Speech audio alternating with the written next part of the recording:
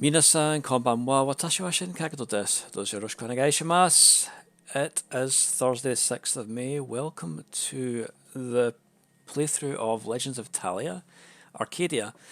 I'm your host, Shin Kagato, and as you can tell, I'm from Scotland with this dodgy accent. Yeah, this game was on sale for $2, reduced from like six, I believe. Froggy, how are you, sir? How's things? How did your raid day go? Did you heal all the peoples? Did you rescue Tendo a whole bunch? Um, I'm glad to hear it. Guys are not following Froggy. He is an awesome streamer. He plays a lot of Final Fantasy 14. He plays PSO quite a bit and DBD, a lot of other games in between. So definitely would recommend checking him out when you can. What did I misspell? What did I do there? Do you know what it is? I didn't put the Y in.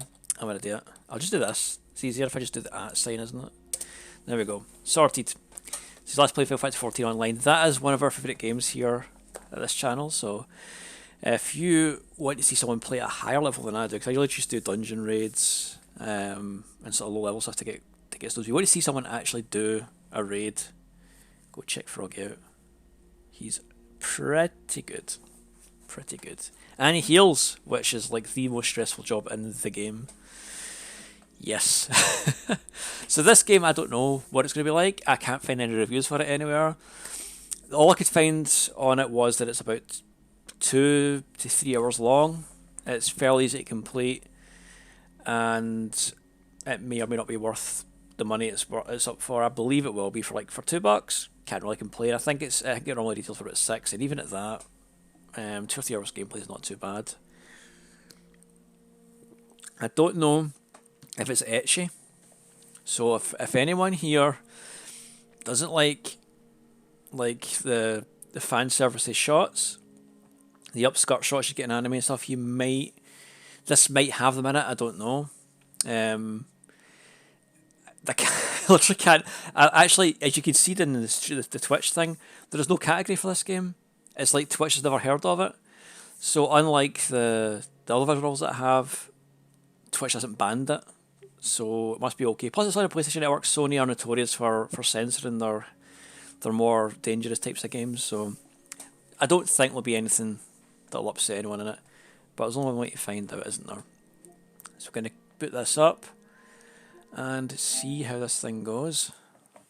Chaos, how are you, sir? So as long as you don't see pink bits, I'm sure it's fine. I mean, like, it's not like they're going to put it on there, are they, even if it was?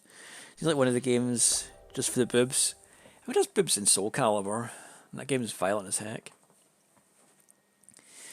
Chaos, how you doing, sir? How's your PSO adventuring going? Right, let me give you a wee shout, mister. So, if you don't follow Chaos too, he doesn't stream an awful lot, but he's getting more into it just now. He plays a lot of PSO. Sometimes plays Final Fantasy 14, but mostly PSO.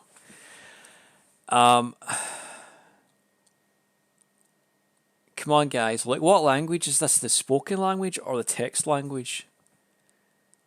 I'm going to assume it's the text language.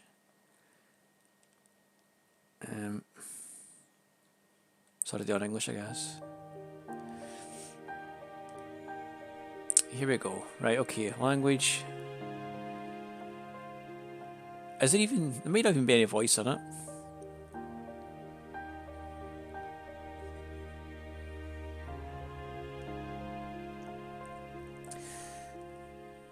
I don't know.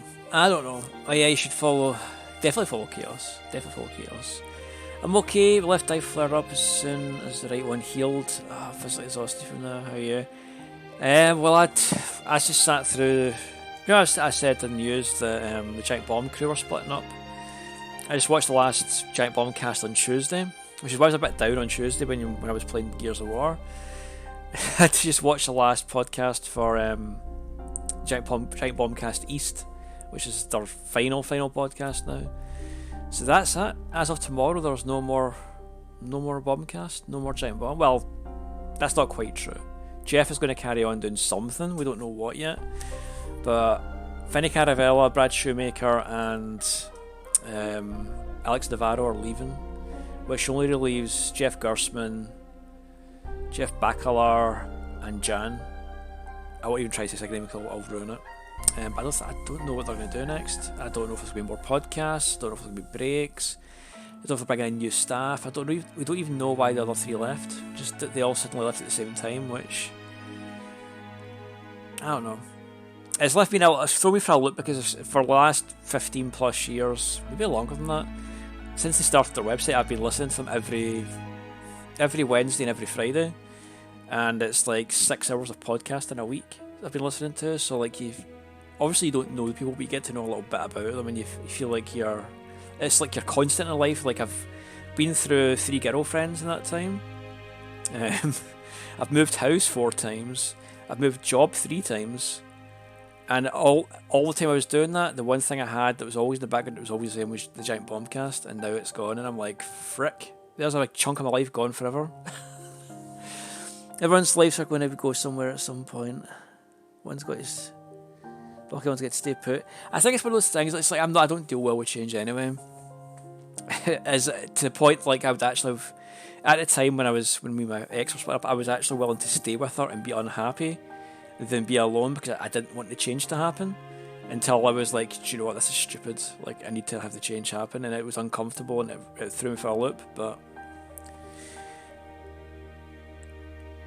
I know, but it's like, do you know how you get those things you lean back on, like that are almost like crutches to you, like no matter how you go through life, no matter what you do, you've got these certain things that never change, like always stay static and locked in time. Like there was a thing like every E3 time they would do like an E3 podcast. We talk over it. It's like me and it's actually what inspired me and Xylon to do those talkover streams.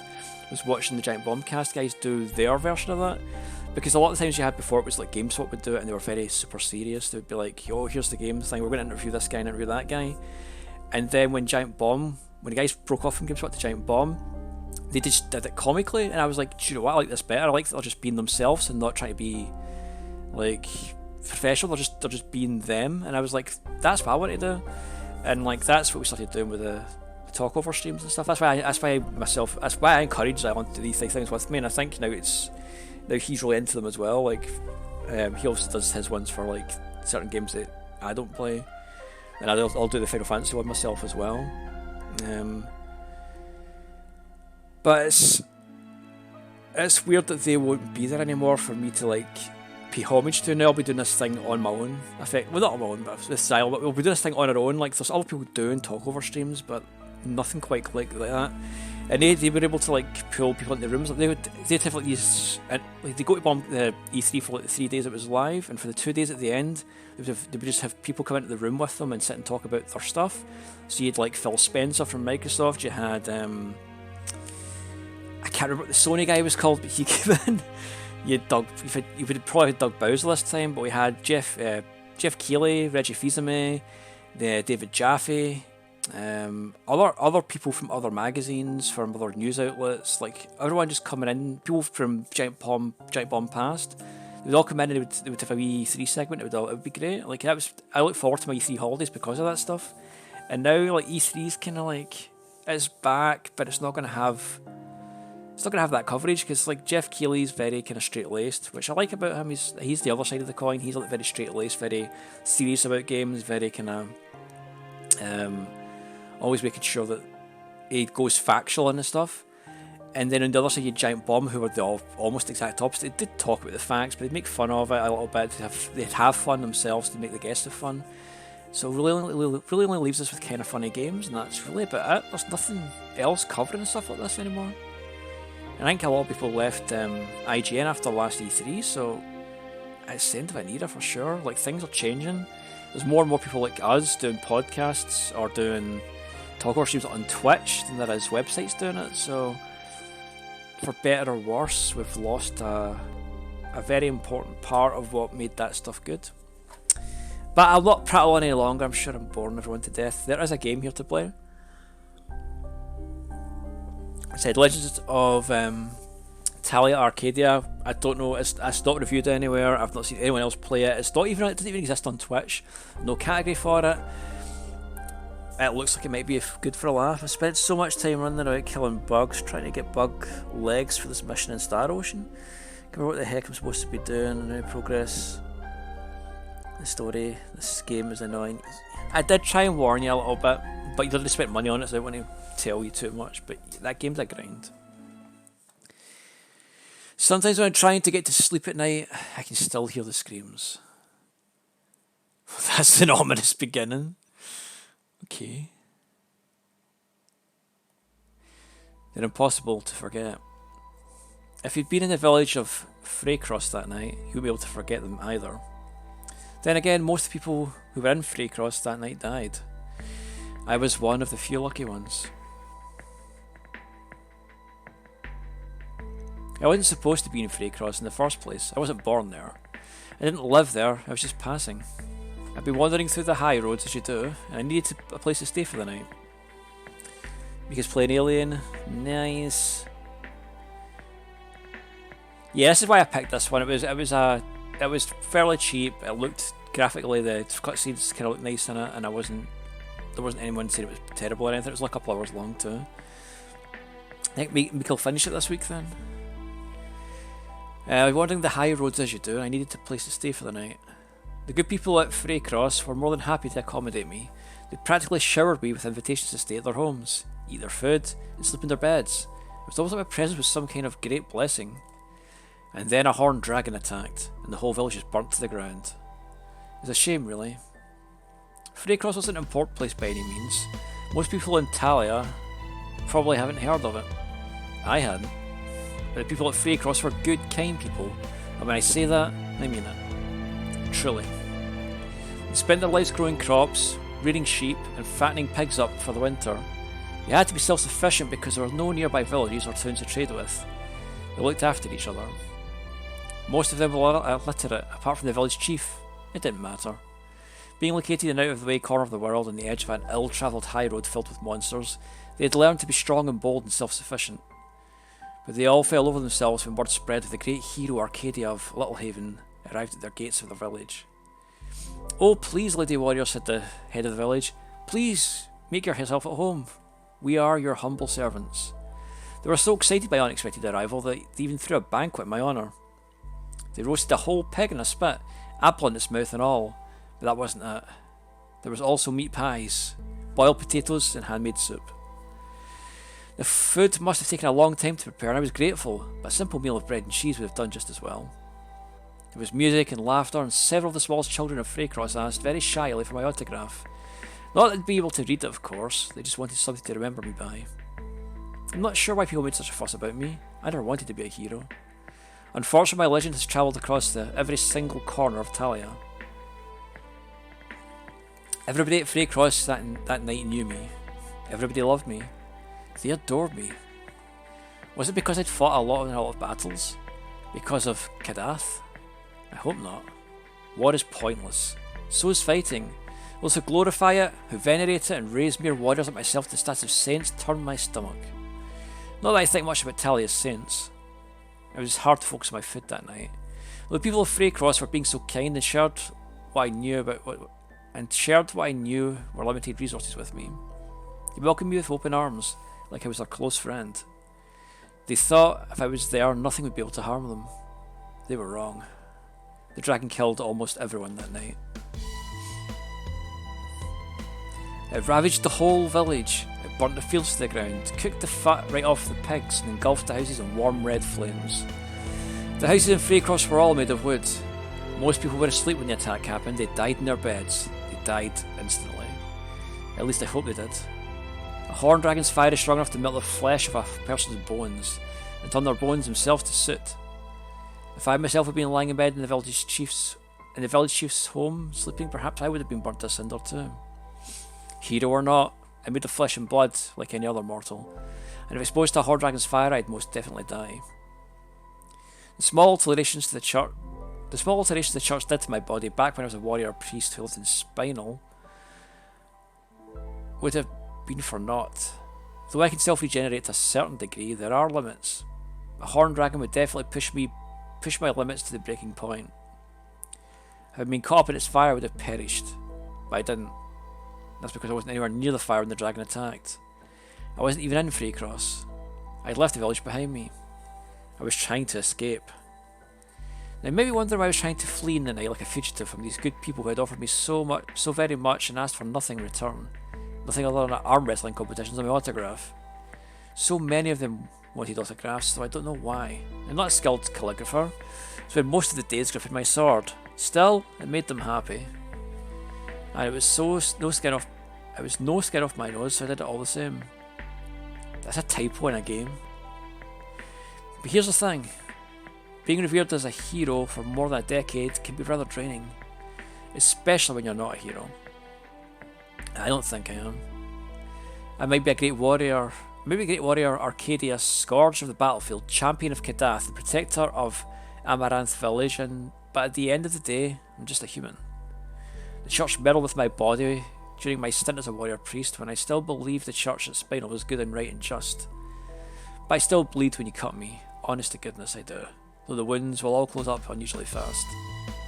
I don't like being adored or revered and venerated, I don't deserve it.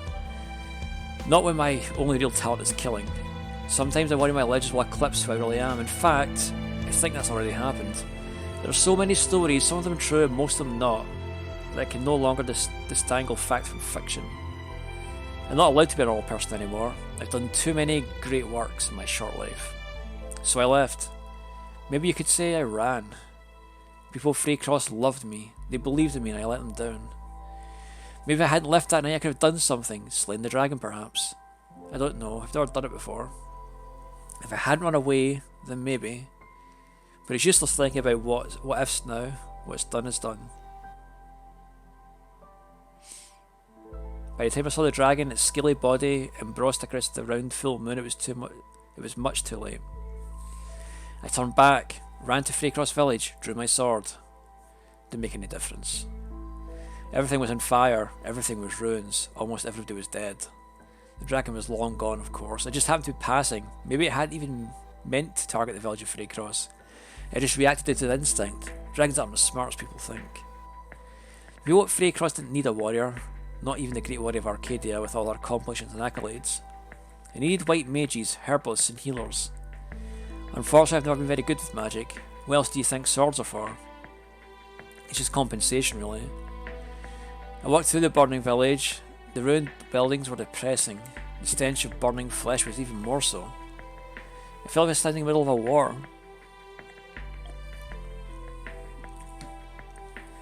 Like I was back in Kadath. I stood there, surrounded by licking flames and black soot. The smell of death invaded my nostrils. I suppressed the urge to choke.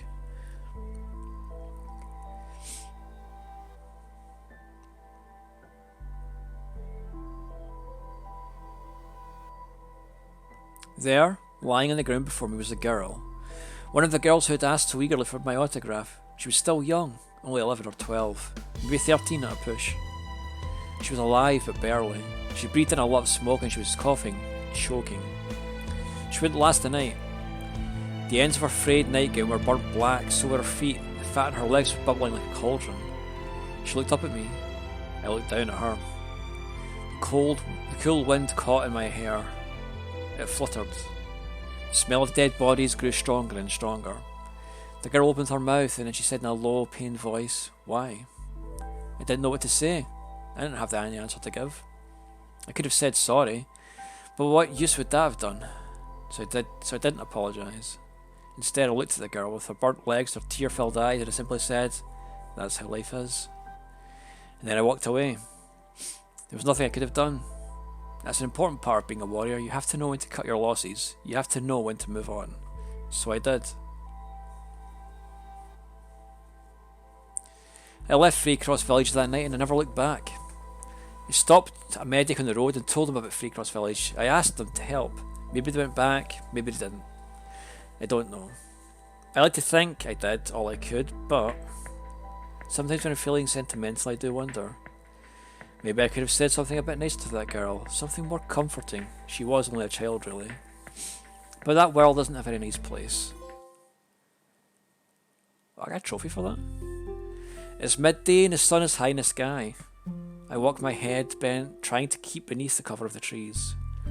Fortunately, in the vast sprawling little oak forest, there are plenty of those. They're not all oak trees either. I'm no expert in the various flora and fauna of Talia, but I lived in the countryside as a child, near Little Rock, as a matter of fact. And my parents used to point out various trees to me when we went for walks. Sycamore, birch, ash, rosewood. They're all staples of my youth. I paused beneath a tree with a sturdy trunk and numerous dark green leaves. An ash tree, I think, and quite an old one to show by the thickness of its boughs. Boughs? I need to take a break, wipe the sweat from my brow. It's a horribly warm day. Muggy, I think you'd call it. It doesn't help that there are bugs everywhere. Horrible buzzing things. Mosquitoes. I can't stand them. Unfortunately, they seem to be rather attracted to me, like everything else in Talia. I need to reassess. Where exactly am I going? Back to my home village of Littlehaven, or what remains of it? I suppose I felt nostalgic. After years of wandering, Talia, slaying monsters and saving civilians, I think I deserve a break. Even heroes get homesick sometimes. I lean against the bark of a tree. It's cool beneath my skin and offers me a fair amount of shade. I uncork the flask in my hip and bring it to my lips. It's warm, my wince, but drink all the same. While I drink, I examine my surroundings and wave away a few stray mosquitoes. Horrible things. Well, look, forest really is expansive. It would be easy to get lost here. Thinking about it, its name's a bit misleading. Maybe you could call it ironic. I've heard of more than a few travellers who blundered in here, sincerely believing in Little Oak's name and got lost and eaten by monsters. Little Oak is filled with monsters. Fortunately, most of them only come out at night. The highly ill-fitting name is a holdover from the good old days. As legend goes, this place used to be a large expanse of lush green fields, flat fields filled with wild flowers and nothing else to see for miles upon miles. Then one of Talia's old queens of yore, Queen Leontine, her name was, but she was a princess back then, came here and planted a single acorn in the ground. The acorn grew and grew, and dropped more acorns, and Little Oak became the vast, sprawling forest you see before you. There have been numerous petitions to change the name of this place. It's quite outdated now. By a good 600 years. Nobody listens. People in Talia like tradition, even if said tradition results in the untimely deaths of around 8 people per year. Well, that's just how life is. I cork my jug of water and attach it to my hip once more. My old village shouldn't be too far away now. Just past this crossroads. If I take the left-hand fork, I can maybe make it before sundown. I start walking, crunching old dead leaves and small, hard acorns beneath my sturdy wolf hide boots when... Help me! Oh, somebody, please help me. Now, I wonder who that can be. Maybe there's a monster attack. Most monsters come out only at night, but there are always a few exceptions to the rule. Please, somebody, anybody. I wonder if I should help this woman. I have no real obligation to. But I don't know who she is. I don't even know what she looks like. But well, I am a warrior. Old habits die hard. Alright, hold your horses, I'm coming. I turn, retrace my steps, I take the right fork as opposed to the left and start walking, searching. It doesn't take me long to find the source of all the commotion. It's a mandragoria, a large plant-like monster with a flower for a head and lots of thick, ropey vines. This game is a bit etchy, actually. A little bit more etchy than I thought it was going to be. The vines of the mandragoria are holding a young woman aloft in the air. The vines are wrapped around her legs, her waist and her arms. Her hair is short and soft pink, like primroses. It catches in the breeze. Pretty. She won't be pretty for much longer if the mandragoria succeeds in crushing her to death. Are you here to help me? The woman looks at me, her eyes are large, hopeful. Well, what can I do? I can't turn around and walk away. Nope, sorry, I'm off duty. I don't think that would cut it. If I don't step in, she'll die. Don't worry, I'll help you. I unsheath my sword. Oh, thank you so much. You can thank me when I defeated this monster. Now, put that woman down or you won't live very long to regret it. I don't know why. I don't know why I say that. It's not like the mandragoria can understand common Talian, or any kind of language for that matter. All this monster can do is shake its vines and spew pollen. Oh well, I can at least say I tried to settle this diplomatically. The Mandragoria snakes its long, thick vines out towards me. It tries to grab a hold of my ankles. Too slow. I jump back, avoided them, and sliced the vines in two with the blade of my sword. Easy. The severed vines begin to leak sticky sap. Enraged, perhaps in pain, the Mandragoria starts shifting, swaying. It sends more vines after me, and I dodge them all, and dispose of them with the slightest flick of my wrist. Slice, slice, slice. The Mandragoria can't move very far. It's rooted to the ground. Though its vines are long, it has a limited range. I dance about it, hair catching in the breeze. I should really get it cut, and sever each and every vine. Wow, you're so amazing, Lady Knight. Be quiet, you're distracting me. Oh, sorry. I guess I'll cheer you on quietly from inside my heart. Now, thoroughly crazed, half mad with pain, the giant flower monster spurts out pollen. Thick waves of the stuff, bright yellow. I don't know what it does, I don't want to find out. I jump back and out of the pollen's range, at least the worst of it. It will still get carried by the wind. How do I approach it? This would be easier if I was a mage. My mother always wanted me to study magic. She was a mage herself, a white mage, who worked for the Central Spinal Church. That's the largest church in Talia. Unfortunately, I have no magical powers. I can't even shoot sparks from my fingertips. Being able to conjure fire from the air would be a useful ability right now. Mandragorias, being plants, are highly susceptible to fire. They burn very easily. Just like the village of Freycross. No, stop it. I'm not going to think about that. It was almost 8 years ago. It's irrelevant. I narrow my eyes, assess the situation. The Mandragoria is still covered in a veil of yellow pollen, preventing me from getting too close. I can tell it's in its leafy vegetative mind, if indeed it has a mind, that it thinks it's outsmarted me. The vines dig even tighter into the captive woman, trying to squeeze her to death. Ah, the girl gasps. It sounds like she's suffering. I can't allow that. I won't allow that. Maybe this will work. I swing my sword hard and splices the air, clearing out a thin path of pollen between me and the Mandragoria. The Mandragoria shifts, its large flowery head turning in my direction, but it's already too late. Hyah! I run forward, dashing through the slim opening with my strike of 4D, then jump. The Mandragoria panicking as a bevy of vines after me. How many vines does this thing have? But I ignore them. Focus on this flower. I bring a sword down. It splits right through the large open flower in the centre of the Mandragoria. The Mandragoria thrashes in pain, its vines crumble in on themselves. The young woman is released. She falls from the air as I dash towards to catch her in my arms. I hold her against my chest and carry her away, where the Mandragoria dances itself to death. The woman's unconscious, the plant must have squeezed the air out of her. Fortunately, she's still breathing. When I'm a good 5 feet away from the crumpled plant, I lay the woman on the ground. I sit her beneath the shade of an oak tree. The ground is covered in fallen acorns. Upon closer inspection, I realised my hasty first impressions were indeed correct. The woman is very pretty. She's young, maybe 19, 20, and has smooth skin and peach-coloured hair. I examine her wrists, her ankles. They're all red welts crisscrossing across her skin, no doubt from the Mandragoria's vines. Well, they'll heal soon enough. I sheath my sword and turn. I'm ready to walk away when... Oh, Lady Knight. She's awake. Damn it. She's sturdier than she looks. Are you just going to leave like that? That was the general idea, yes. But I hadn't had a chance to apologise. For what? For getting attacked by that plant. It was my fault, really. I'm usually so careful. I know this forest like the back of my hand. I've never been caught by Mandragoria before. It was the first time for everything. I suppose. But oh, this is really embarrassing. Then I should I just have let you die? What? No, of course not. I was really happy when you came to save me. It was like something from a fairy story. I simply did what any concerned onlooker would do. Now, we both know that's not true. Not many people would have had the guts to face a monster like that.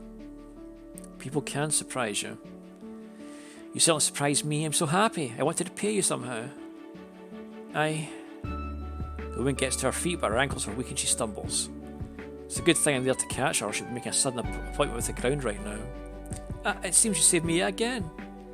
You should be more careful. Yes, I will, I promise. I have little faith in the promises of people from Talia. Well, if that's all, I'll be on my way. Oh wait, please wait. Yes, what is it now? You can't just walk away like that. Watch me. But you saved me, I need to thank you. I don't need any thanks. But you were so strong and brave, just like a real warrior. A real warrior, huh? She pauses and then... Oh my. Oh no. I know you. You're the Lady Warrior Arcadia, isn't that right? I'm afraid you're the wrong person. No, it really is. I'd recognise you anywhere. My older sister's a big fan of the wooden carvings she bought with 3 months' worth of her pocket money from a travelling market of Melora. And she was ripped off. I like this, my face is hardly worth that much money. Ah, see, I knew it. You really are Arcadia. Damn. I don't know what you're talking about, miss. You don't need to call me miss. My name's... Cecily? Cecily? Cecily? And I'm very glad to meet you, oh great what... Arcadia's fine. Oh, but this is incredible. She's so excited she's practically jumping. Oh, I have done the wrong voice. She's so excited she's practically jumping. I simply have to go home and tell my sister, Celesta. She'll be overjoyed. Well, don't let me keep you. What do you mean? You're coming too, of course. Of course.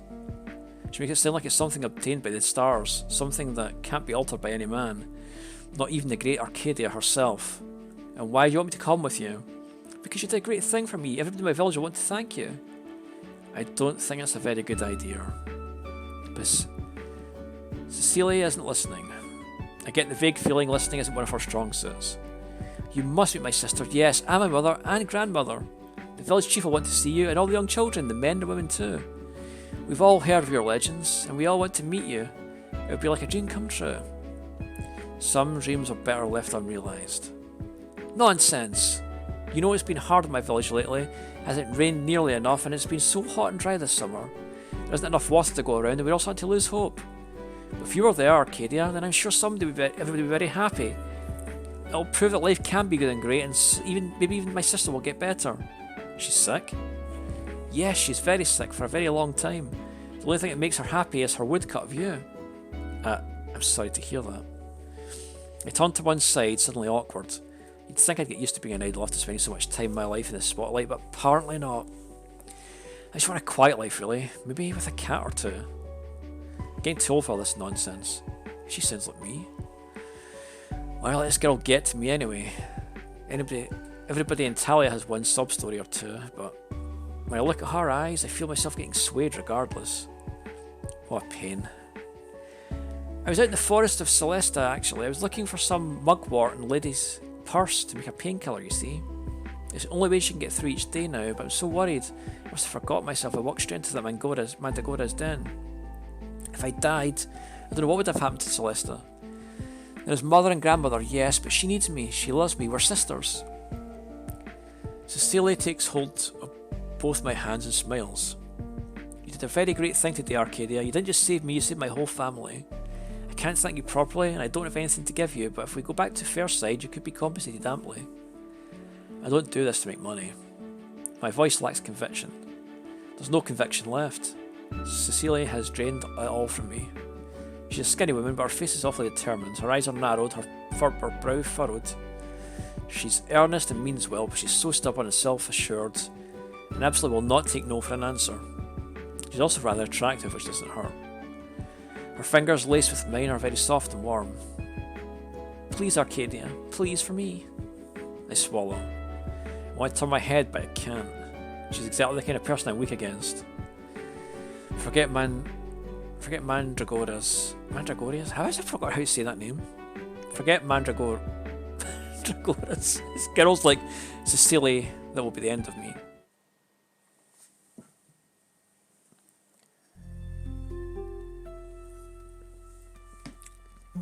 The two of us walk through a little oak forest together. Leaves and twigs crunch beneath our feet. Light filters down through the leaves and the trees up above, but most of Cecilia's face is obscured in shadow. The forest is overgrown. The paths are ill-maintained. Perhaps they haven't been tended to in centuries. Not many people venture into a little oak forest, not if they know what's good for them.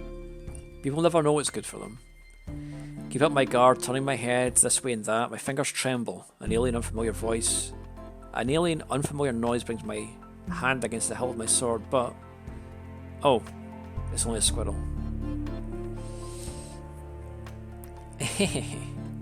What are you giggling about? I didn't realise great warriors like yourself were scared of squirrels. I'm not afraid of squirrels, I'm afraid they might run into more monsters. You can never be too careful. But you're a warrior. I bet you'll be able to take care of anything with one slash of your sword. Bam!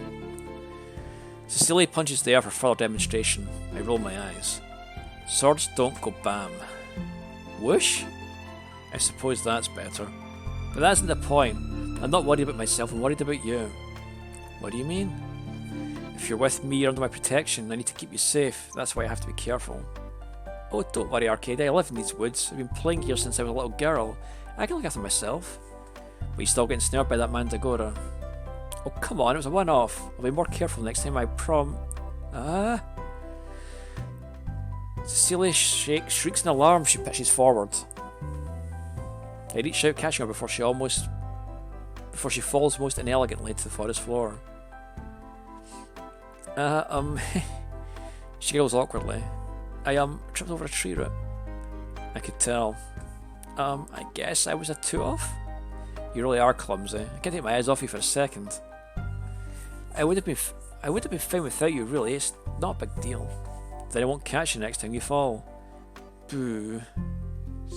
Cecilia puffs out her cheeks. You're mean. I know. No, you're not supposed to agree with me. But it's the truth. So this village of yours. Fairside. Alright, Fairside. That's a nice unassuming name for a village. How far away is it? It's not that far, it's just down the path. That's what you've been saying for the last half hour. Well, maybe it's a little further than I said. How much further exactly? 3 hours? 3 hours? Give or take. Why were you so far away from your home to begin with? Like I said, it was gathering ingredients for Celesta, mugwort and lady's purse. Don't they have mugwort and lady's purse a little closer to home? They did, but like I said, there's the drought. Most of the plants are too withered to be of any use. I had to look a little deeper. 3 hours deeper? Yep, I'm nothing if not tenacious. You must love your sister a lot. I don't love her, I adore her. Nobody else in my family can gather those herbs for Celesta. Mother needs to attend to family business and grandmother is way too old. I'm the only one who can help and I'm doing all that I can. I have to.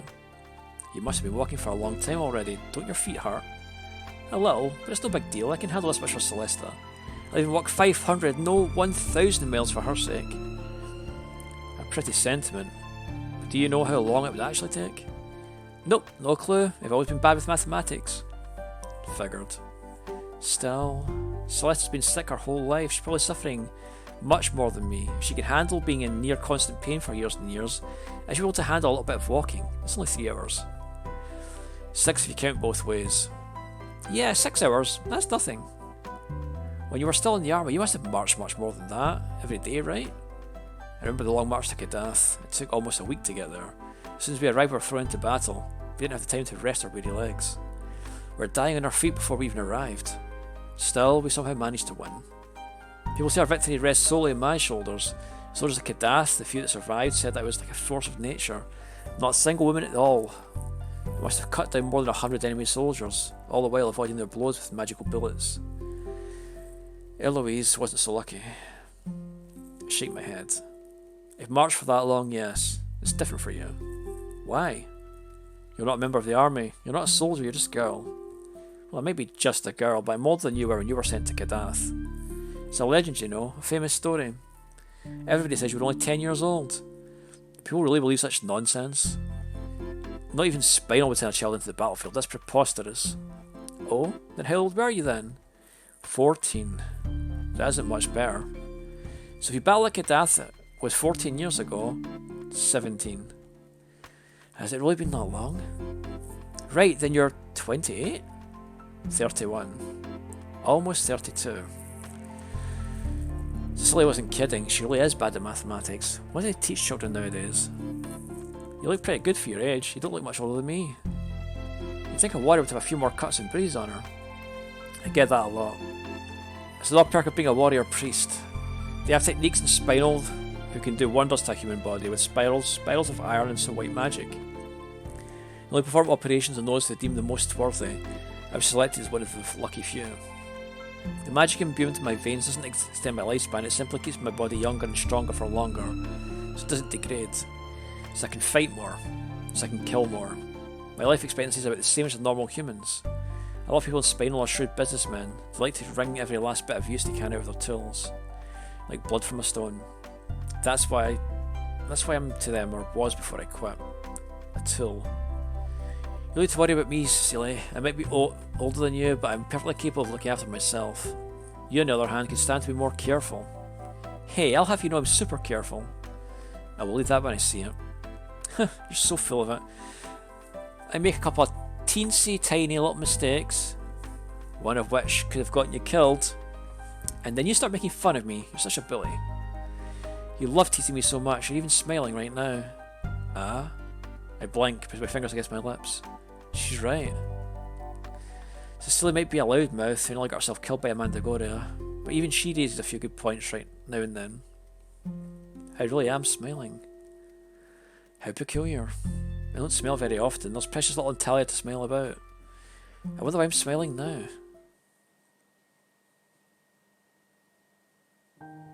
And we're finally here. Cecilia beams and plants her hands on her hips. Well, Arcadia, what do you think? I look around Fairside Village dispassionately. Despite its name, Fairside Village isn't particularly fair, but maybe that's to be expected. It's on the outskirts of Little Oak Forest after all, and it's partially bathed in the shadows of the tall, twisted trees. Mostly ash and hawthorn, I think. Aside from all the forestation and the perpetual whistling of the wind through the trees, Fairside Village doesn't look that much different from the numerous other small villages scattered across Talia. The houses are small and wooden, with thatched roofs. There are dirt paths covering around the village, bordered by grass. The grass is studded with mushrooms and wild flowers. Freesias, maybe, buttercups. What are those small purple flowers? I'm not very good with flowers. It's not my area of expertise. A pig lumbers by unattended.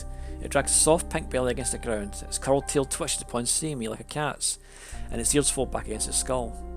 It's kinda cute. There are chickens too, pecking the ground for worms, a few children playing jump rope, and at the moment they see me, they make themselves scarce. How odd. Usually it's the other way around. Have they never heard of me? Kadath was a long while ago. Perhaps it's before their time. Hey Cecilia. What? Is there something on my face? You look fine, Arcadia. A little gloomy, maybe. I'm always gloomy. Except when you're with me, huh? Don't talk to me like we're friends. I sigh. This place, Fairside, just like Freycross, just like Amaranth, just like my home. Little Haven. I grew up in Little Haven. I wasn't born there. I was born in Spinal. But I spent my childhood there. The best years of my life, some might say, but those so-called best years were mostly occupied with milking the family goat, Rezzy. Didn't play with the other children very much. I was shy, if you can believe it. I always hid behind my mother's back. My parents moved back to Spinal when I was 7. My mother gave up making cheese once the war started. She wanted to become a white mage. She wanted to help other people. She wanted me to be a white mage. She wanted me to be a mage too. Unfortunately, I've never been very good with magic. I look around once more. The pigs and chickens are still there, but there are no other people. Where is everybody? Is this a day of rest? Well, it is Satch's day. The elders will probably be at church. Church, right. There's a church in every single village, no matter how small. In Talia, I think it's a law. It was passed by the High Priestess Aurora, the de facto ruler of Talia. Queen Leda is supposed to be in charge, which is nothing more than a figurehead. Everybody knows that the church has all the power. If you want, you can wait at the house. I can pour a cup of tea. I'm not a fan of tea. Seriously? But I have all different kinds. There's rosehip and pumpkin and... Please make her stop. I only fit so much information into my head, and I catalogue all teas across Talia. It's not something I need to remember. Alright, fine. You mean you'll come with me? Sure. What do I have to lose? I'll do anything. It means Cecilia will stop rabbiting in my ear. Oh, Arcadia, thank you so much. Cecilia grins and rolls up her sleeves, flexes her non-existent muscles. I'll make you the best pumpkin tea you've ever tasted. I never said I wanted pumpkin tea. If that's what you're going to get, I think it's the most delicious tea we have. Fine. I'm not a big connoisseur of orange vegetables. My mother used to pitch my nose when I was younger and force the carrots inside my mouth when I opened it for air. My mother, despite being a white mage, was quite forceful. She would have made a good warrior. I think before my mother moved to Little Haven, she was a warrior mage, but she never spoke about it. There's a lot I don't know about my family. Now it's too late to ask them. They're not in a fit state to answer questions. Cecilia leads me down the dirt path, practically skipping. She skirts around the stray pig, does a neat loop around the fountain, and leads me through the houses. I walk along behind her obediently. She walks and walks. The air starts to get colder.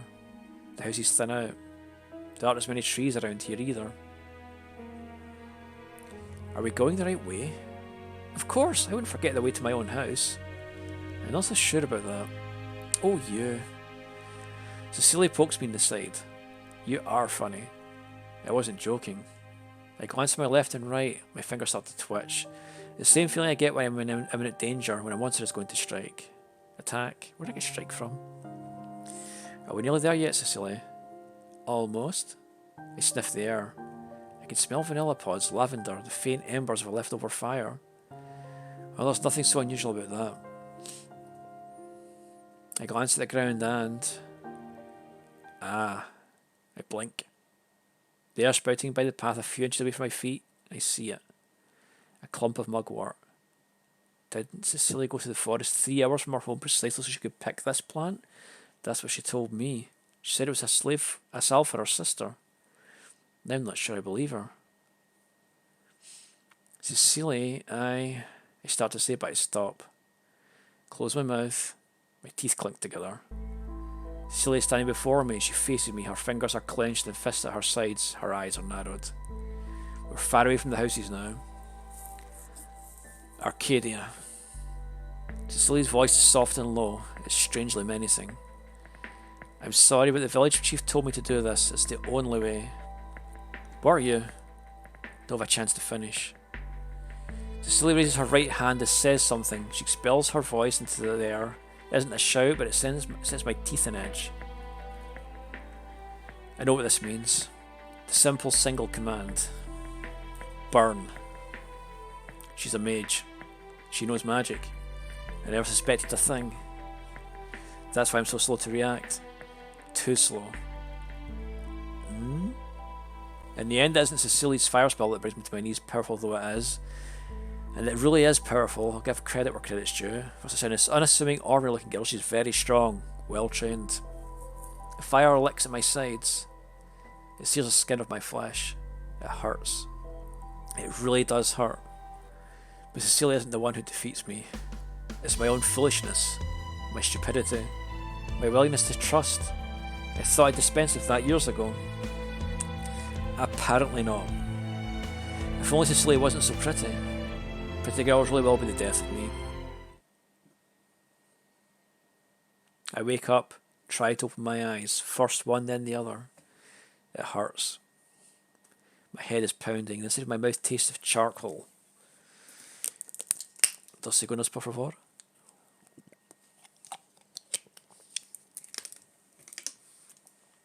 When I swallow, I feel my throat convulsing. It feels like I've inhaled a ball bearing. I choke. The air is rank. It smells of death and burning. It takes me a few minutes to work out that the smell's coming from me. So I see you're awake. I lift my head. There is Cecilia, but she looks different to how she did when I first met her. More serious somehow, almost threatening. Cecilia, I thought you were helpless. You thought wrong. People tend to not take me seriously, and that's their loss. They only realise how powerful I am when it's too late. You make it sound like you lure innocent women into your village and set them on fire all the time. It's not a hobby of mine. I'd hardly call you innocent. Lucky for you, I didn't cause any lasting damage. I used quite a powerful spell, but you look fine. She's right, her fire spell was rather powerful. It singed my skin, and I could feel it peeling away strips of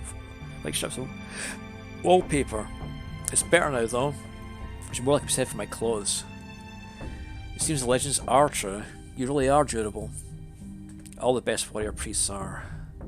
Did they really operate on you in spinal? That's what people say. I'm not at liberty to tell you that. If I shared any official church secrets, they'd have my head. Oh, you need to concern yourself with the church right now. They're the least of your worries.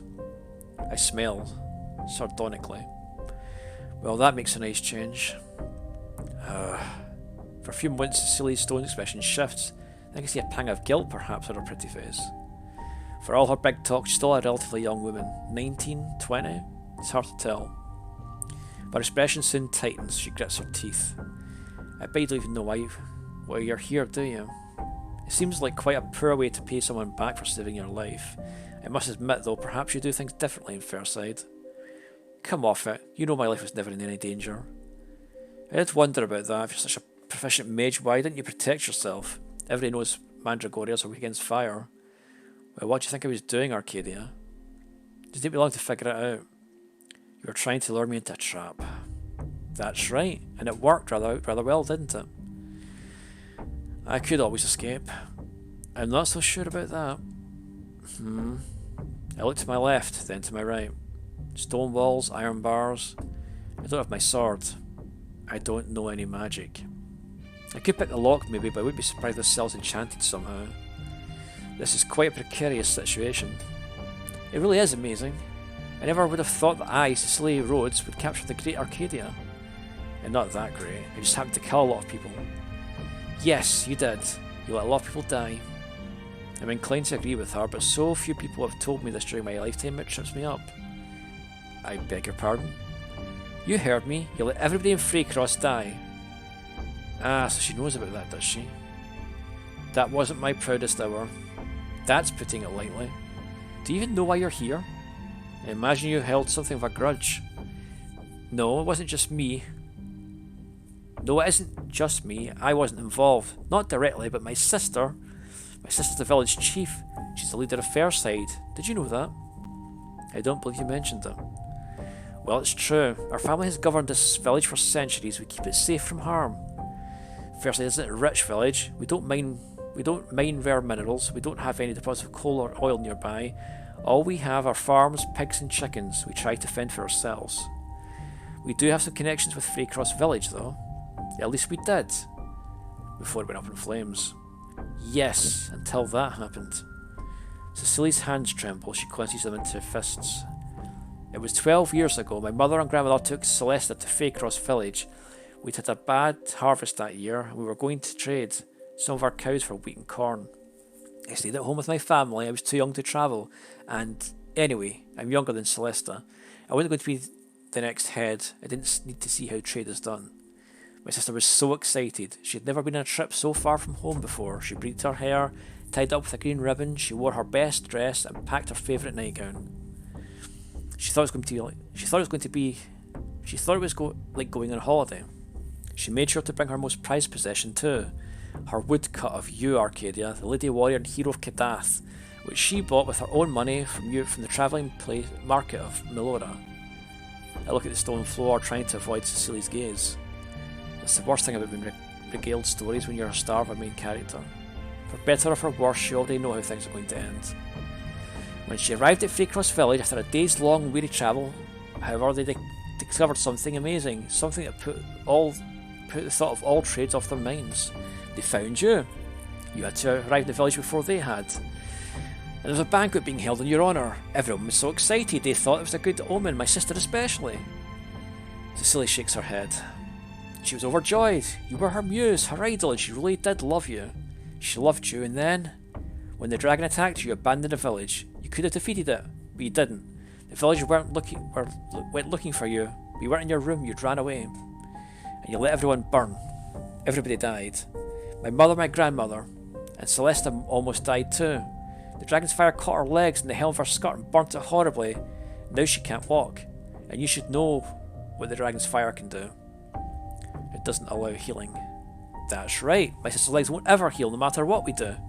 She's forced to relive the sensation of having her skin melt away from her flesh every waking hour of her life. For the last 12 years, but that isn't the worst thing. That isn't what hurts her the most. I think I have a relatively good idea what that might be. I don't even need to ask. I can remember it clearly.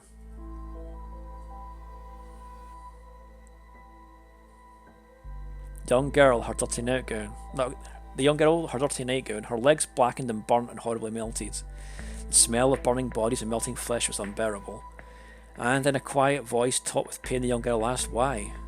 I didn't know what to say. I didn't have an answer to give. I could have said sorry, but that would have been nothing more than meaningless noise, an empty gesture. So I didn't apologise. Instead, I looked down at the little girl with her burnt legs and tear-filled eyes and simply said, "That's how life is." And I walked away. I left her.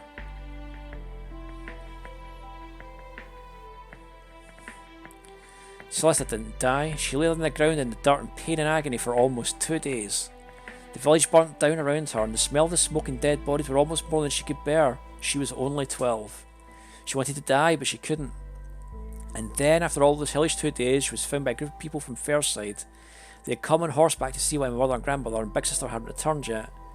When they found Celesta lying on the ground, dazed and in agony, but still alive, they brought her back here. They nursed her back to health, or what little health is afforded to her now. She was the only one of my family who survived, and she never quite recovered.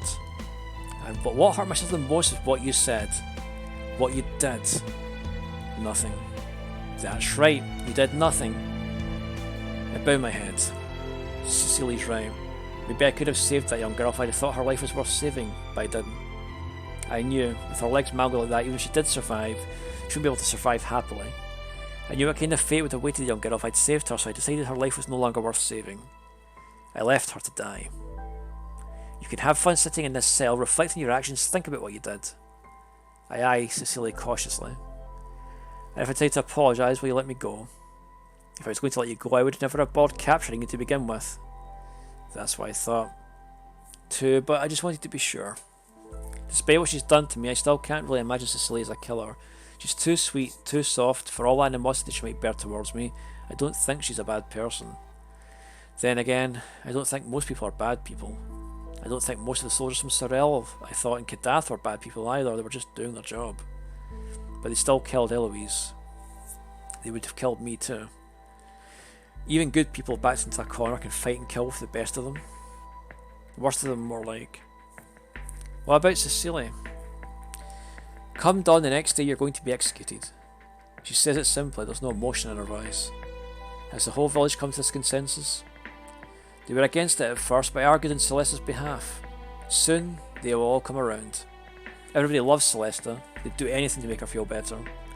Even killing you. Killing me won't fix Celesta's legs. Maybe not, but it might ease the pain in her heart. It will make her happier. I doubt it. I don't care what you think. You're in no position to talk. Cecilia glares at me. She stomps her foot against the ground. Electricity crackles about the bars of the cell. It's a warning. I was right, this cell has been surrounded by magic. They really don't want me escaping. We have to kill you. We have to. It's only for you to experience the pain my sister feels. I imagine she must be in a lot of pain, yes? So are you going to do me the honours yourself? Will I?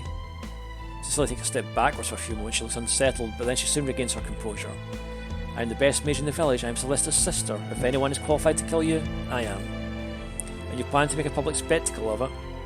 That's right. I'll drag you to the village centre by the hair, and I'll show everybody what happens when you betray a member of the Fairside village.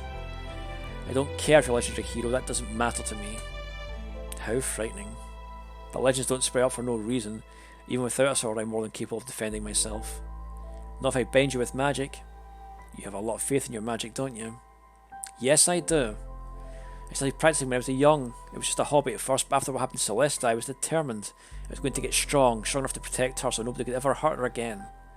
Strong enough to take you down, even the great warrior Arcadia, if I ever had the chance. So you've been practicing for my sake? I'm flattered. No, it isn't for your sake, it's for Celesta's. For revenge? Yes, and soon I'll be able to end your life. The people of Talia won't be happy with you. I don't care about the people of Talia. They've never worried about Fairside, so why should I worry about them? Our village could be looted by bandits and destroyed by giants and nobody would care. We're nothing to the people, we're nobody. In small villages like mine, we look after ourselves, it's the only thing we can do. And even if everybody hails you as a hero, we in Fairside know the truth. You're not a hero, you're nothing more than a coward. You left one of our villagers for dead. You let our leader and our past leader die. That's something you deserve to be punished for, and if nobody else in Talia will do it, then I will. People might revere you as a god, but that's ridiculous. You're just a normal woman. You tricked them. You tricked them all, including my sister. Well, your legacy will come to an end soon enough. Tomorrow morning.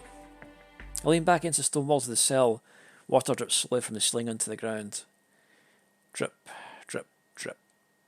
I bring my knees up beneath my chin, wrap my arms around my legs. Ponder. I agree with the Sicilian part. I've never believed I was a god. I never wanted to be one. I just wanted to live a quiet life. Really, truly. My mother wanted me to be a white mage. She wanted me to aid our fallen soldiers from afar. Unfortunately, I had no talent as a mage, and I can't heal people. I can only hurt them.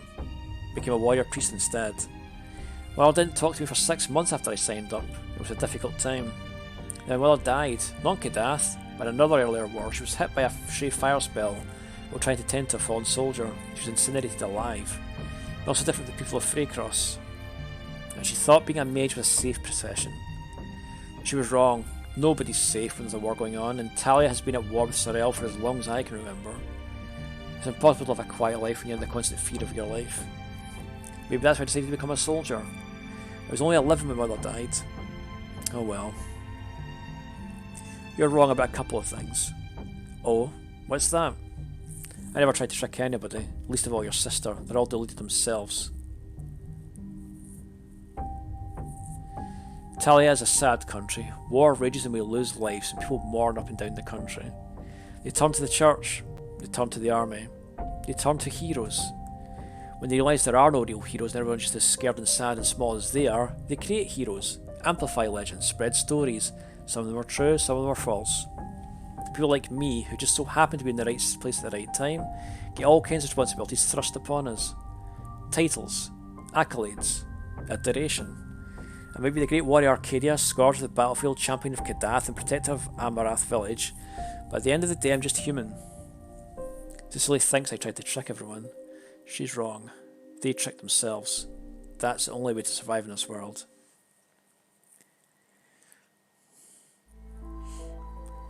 I don't think you'd look so pathetic. That's what Celesta says when she lays eyes on me. The young leader of Fairside Village, foisted into a position of authority far too soon, looks down on me. She's on the other side of the iron bars. I'm still in my cell, as might be expected. The bars are fortified with Cecily's fearsome magic, and I don't think I'll be escaping anytime soon. I don't really want to try either. Cecily's sister Celesta looks much like she did all those years ago, back in Freycross. She still has the same fluffy hair and pale blue eyes. She really is cute, even though she's bound to a wooden wheelchair. Her legs are completely concealed in pale green fabric. I wonder what they look like now. Celesta purses her lips, maybe it's because of the pain. She's been in constant pain for 12 years. All those years ago, I was the one lying on the ground while you looked up at me. But I imagine you can't remember that. I remember more than you think. Oh, so you're saying I weighed heavily upon your mind? Not so heavily. I've seen a lot of terrible things in my time, but it did occur to me every once in a while. I see. So my suffering was something you only bothered to remember every once in a while, when it was convenient for you. Unfortunately for me, I've had to live with this condition for over a decade. I can't remember it every once in a while. It will stay with me forever. You have my sympathies. Celesta bites down on her lower lip. She doesn't look very happy. Neither would I be if I was in her situation.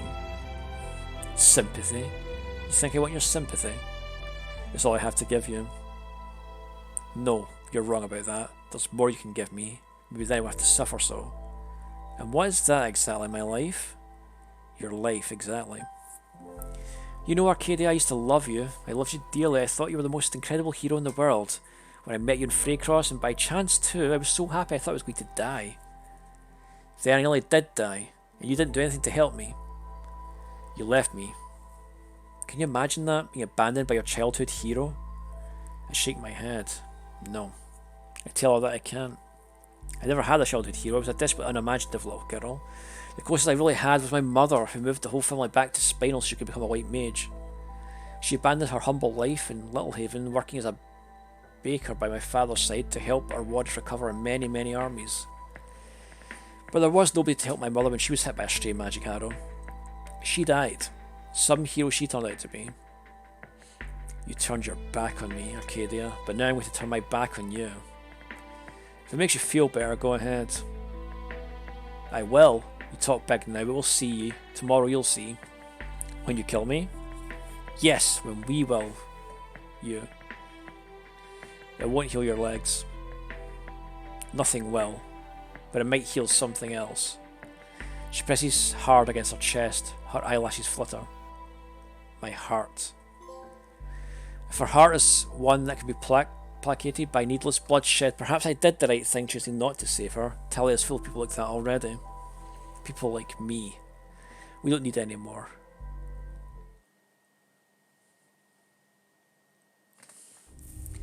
Cecilia guards a cell during the night. She sits in the wooden chair just beyond the iron bars, a book in her hands. So she can read. That's surprising. A lot of people in Talia can, particularly those who hail from small villages like Fairside. Maybe it's because she's the daughter of the past village leader. She may have received a special education. I tilt my head to one side, try to glean what the book is under the cover of darkness. Only a single candle illuminates the cell. It's hard to see. I think it's a compendium about plants, herbs, something to do with medicine. Is that for Celesta? Cecilia sets the book in her lap and gives me a stern look. What do you care about Celesta?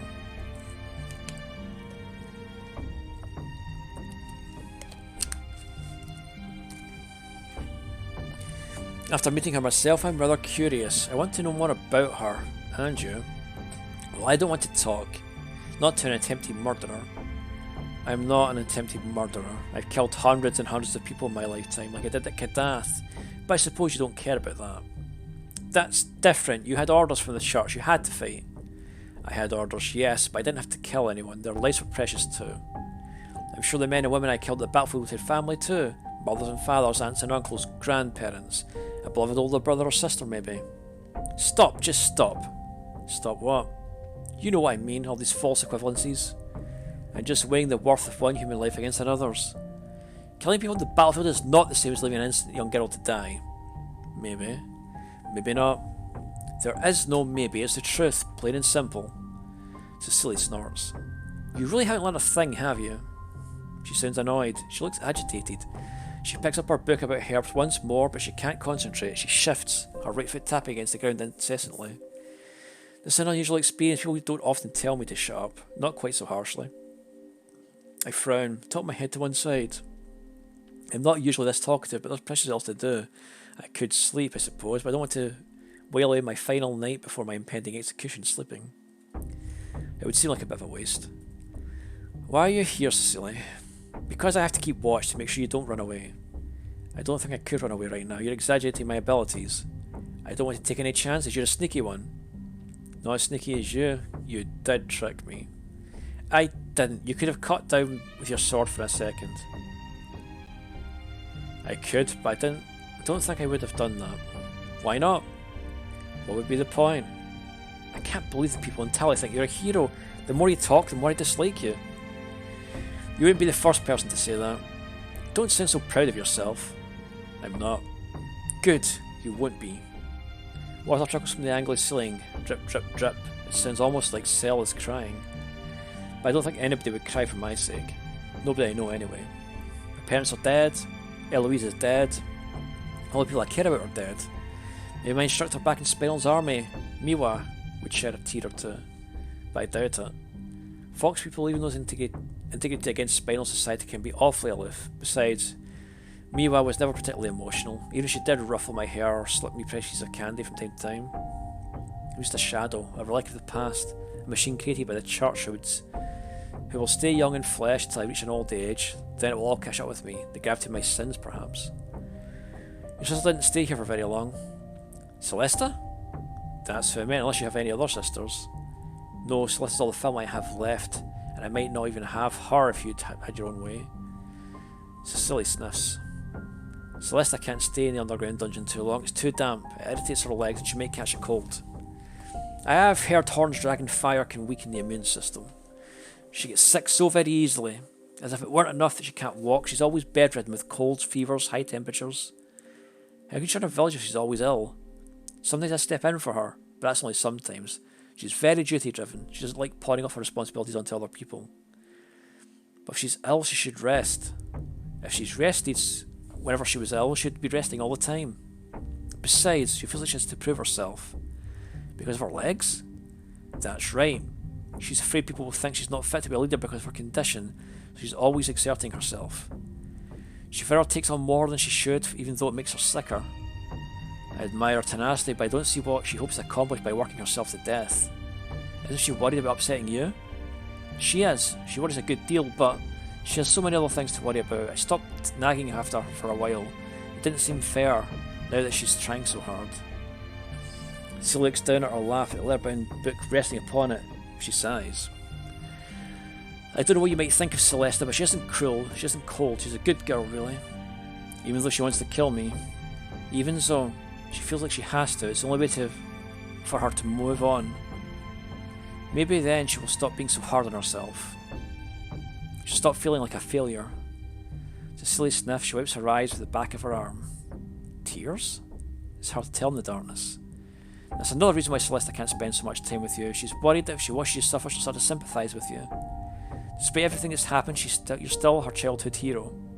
She didn't throw away her woodcut of your face. It's still in her bedroom. Sometimes she looks at it for advice. She can't be with you for too long. It'll make her realise how real all of this is, and then it will hurt her. Ah, yes, guilt. I click my tongue against the roof of my mouth. Emotions can be quite difficult at times. You speak like you have no emotions of your own. I do, I just try to bury them. Why? It's like your sister said, it's hard to take a human life if you know what you're doing. Even for warriors like you? Even for me, yes. At first, at least. But you left my sister. Maybe because I'd grown used to leaving wounded soldiers on the battlefield. It was easy for me. The dead and the dying had just become part of my everyday life. It's different for your sister. She's not accustomed to battle. Taking a life is a heavy burden. I don't know if Celeste will be able to bear it. She may not be strong enough. Are you saying my sister's weak? No, I think she's very strong. She's a fierceness of justice. That's why she wanted to capture me. That's also why killing me would do more harm than good. Who could live with the knowledge that they ordered the death of their own childhood hero? It's one thing to lose faith in the hero, it's another to end the life themselves. Do you think Celesta could handle that? Oh, I see how it is. Celia's eyes suddenly flash. You don't care about Celesta at all, you're just arguing an attempt to save your own skin. No, that isn't. You pretend you care about my sister, but you don't. You just want to let us down. You just want us to let you go free, maybe with a tap in the wrist, and a warning not to do it again. This whole time when you spouted pretty stories about Celeste, you were only thinking about yourself. Seems I made Cecilia angry. That wasn't my intention, though. I'm not very good with words, that's why I became a warrior. It's the only thing I'm good at. Cecilia, Shut up! Cecilia's face is pale. She brings her hands against her ears, pressing the palms flat against the sides of her head. I don't think she's willing to listen to reason. I don't think she's willing to listen to anything. Shut up! And I repeat. And then there's a loud roar. The roar rumbles through the very earth itself. The walls of my underground prison tremble. The puddle of rusty water by my foot shakes. Ripples spread across it ominously. Do you think, folks, it's gone full circle? Has the dragon come back to finish the job? A few pebbles dislodged from the stone walls. They're dislodged from the roof. It feels like my bones are rattling underneath my skin. Kia! Cecilia shrieks in surprise. Her chair topples over backwards as she's thrown against the floor. The roar has stopped now, but the vibrations continue. My teeth clack together like castanets. Cecilia whimpers. She rubs her behind with one hand. What on earth? There it is again. It starts as soon as it stops. Another roar, a little quieter this time, further away. Then there's a shriek. A lot of shrieks. Screaming. Yelling. I can smell the panic in the air. I can smell the chaos. Can you smell you, chaos? I can smell the fear. I can smell my nostrils twitch, my whole body tenses. Death and destruction. Smoke and fire. I know what this is. There's only one thing this could be. It's a dragon. What do you mean? I recognise that sound. That's a dragon in Fairside Village. But no! Cecilia straggles backwards, her eyes widen even further. If such a thing is possible, with obvious fright. It can't be, not here. But it is, I can tell. I know those sounds. I know the smell. Burning buildings. Burning bodies. I hope not. Images of Freycross Village come to my mind. I thought I pushed those down into my subconsciousness until I trod them into the dirt with the heels of my shoes. Something last sound. Evidently not. I'm not as tough as I used to be. I remember the fire, the smoke, the smog. There were burning bodies scattered around the road, a charred corpse hanging out the doorway of a building attempting to escape, forever halted in the process. The sheep burned. The pigs burned. The cows burned. Even the sky itself seemed to burn. I don't want the same state to befall Fairside. But first... Cecilia, listen, you have to let me go. I can't. Yes, you can. Release your enchantment and open the cell. But the execution! Is she still worrying about that? There won't be anybody left in Fairside to execute me if you don't let me go. There's another roar. It shakes the ground. It shakes my bones. It shakes my very heart so hard it knocks against my ribcage. I gasp for breath. Even down here beneath the surface of the village, where prisoners are kept away from the light, I can smell the burning. It's already started. But how can I trust you? If I let you go, you'll run away, just like you ran away again. If I let you go, you run away, you'll just run away again, like you did in Freecross Village, like you did with my sister. No, I won't, I promise. But how do I know that? You've already done it once, you could do it again. What's stopping you? I don't know, a sense of duty perhaps. Despite her obvious object fear, Cecilia is able to muster up a snort. She doesn't look, nor does she sound very convinced. A sense of duty? You didn't have much of that back in Freecross Village. Maybe not. But I was too late for Freecross Village. I'd left before the dragon attacked. When I came back, and almost everyone had perished already, I found a medic in the road and asked them if they would help, but I didn't know if they'd turn back or not.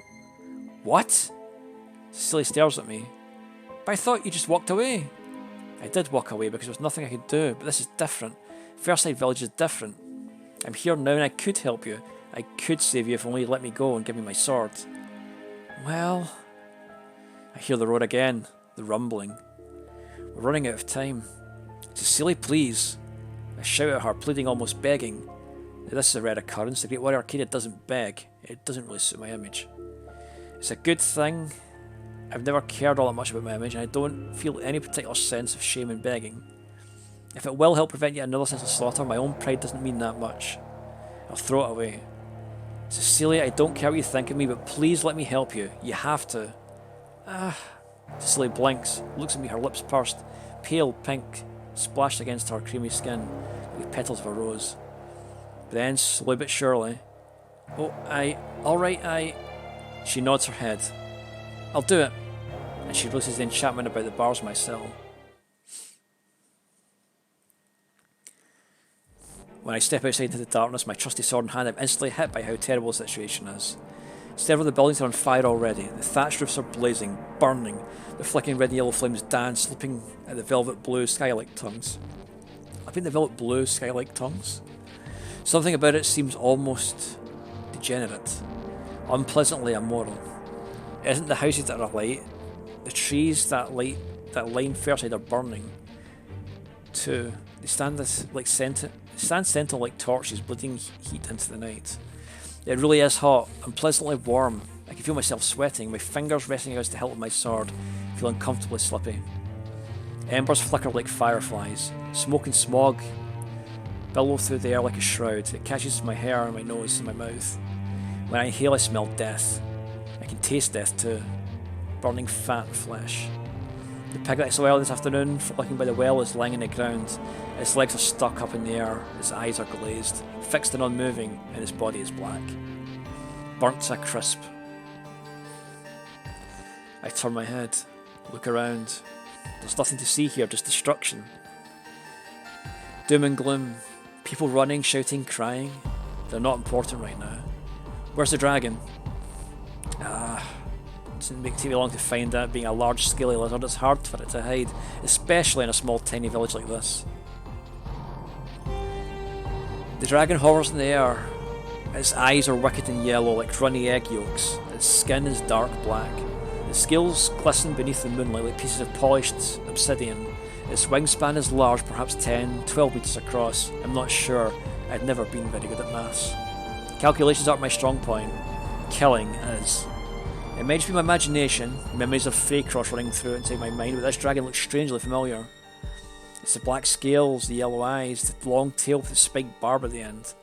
It's a horned dragon. just like the one that brought death and destruction upon Freycross. Is it the same dragon? I can't tell. I didn't get a good look at the dragon that attacked Freycross, I only saw its silhouette framed against the moon as it flew away. If it is the same dragon, it would be quite the coincidence, but Fairsight isn't that far from Freycross. It takes a day for a person to travel across two by carriage. It would take far less time for a dragon. Maybe its den is somewhere nearby. I wonder. But I don't have much time to stand here pondering. People push past me, mothers cradle babies at their chests, young children barefoot run for safety, old men pant, gasping for breath. These people are alive. What about those in the burning houses? Did the people in there manage to escape? The dragon surveys us from above, its nostrils flare. It tips back its head. It's going to unleash another plume of flames. I need to try and reach the dragon before I can expel another burst of fiery breath, but it's suspended high in the sky beyond my normal range. What can I do? Arcadia! Cicely? Do you need some help? What kind of help could you offer exactly? I do know how to use magic. Dragons have notoriously thick hides, even with magical prowess. Another roar, the dragon looks angry. In my admittedly limited experience, dragons rarely look anything other than angry. People around me scream, an elderly woman falls to the ground, out cold. A little boy ducks down and puts his hands around his ears, as though simply blocking out the sound will make it go away. It won't, of course. That's wishful thinking. Still, I can't fault this boy's hope. I can't fault this boy for hoping. It's hard to hold on to hope when you live in an unforgiving world like ours, where everything you love and everything you care for could be wrenched out of your fingers in a matter of mere seconds. That's the harsh reality of life. I wouldn't want to look at it either. Even with your magical abilities, I don't think you'll be able to injure the dragon. Magic rolls right off the scales. I know that's stupid, I've read about it already. I'm not suggesting that I go and kill the dragon, I just meant I can distract it for you. You're going to use yourself as bait? That's right. I'll hit it with a few spells and lure it to the ground, and then you can deliver the finishing blow. It might take more than a few blows to kill it, and there's no guarantee that you won't get hurt. That's a risk I'm willing to take. But why? Because of Celesta. Cecilia's eyes burned with determination. The embers in her irises are even more pronounced with the flames engulfing her village. She's already suffered enough, and I wasn't there to help her. This time I'll change all that. I'll fight to protect her because I love her. I'm going to do my very best. I don't know if this is the best option, but even if I tried to dissuade Cecilia, I don't think she would listen. She's too stubborn. Headstrong. That's what I thought from the moment I met her. If she was willing to almost get herself eaten alive by Mandagora so she could capture me, then her resolve is nothing to be scoffed at. She might look soft and sweet, but she really is brave. She's just as brave as any of the soldiers I had the duty of leading into battle in Kadath. Just like Eloise. Right. You run to the right of the dragon and fire some spells. Try to lure it further away from the village. Get the dragon down to the ground and I'll come from behind and dispatch it as quickly as I can. You mean you're actually going to go along with the plan? Why not? It's a good plan as any. But I thought you'd say it's too dangerous. It is too dangerous, but you're not a little girl and I respect your decision. I want you to help protect your village. You really are a talented mage. Cecilia's face flushes light pink. Maybe it's from the heart of the burning buildings, but maybe something tells me that it isn't. Cecilia turns away, trembles, and then after a small pause, well, of course I am. I'm the very best. You can count on me, boss. She gives me a very bright, warm smile. It's almost blinding. I hope it won't be our last.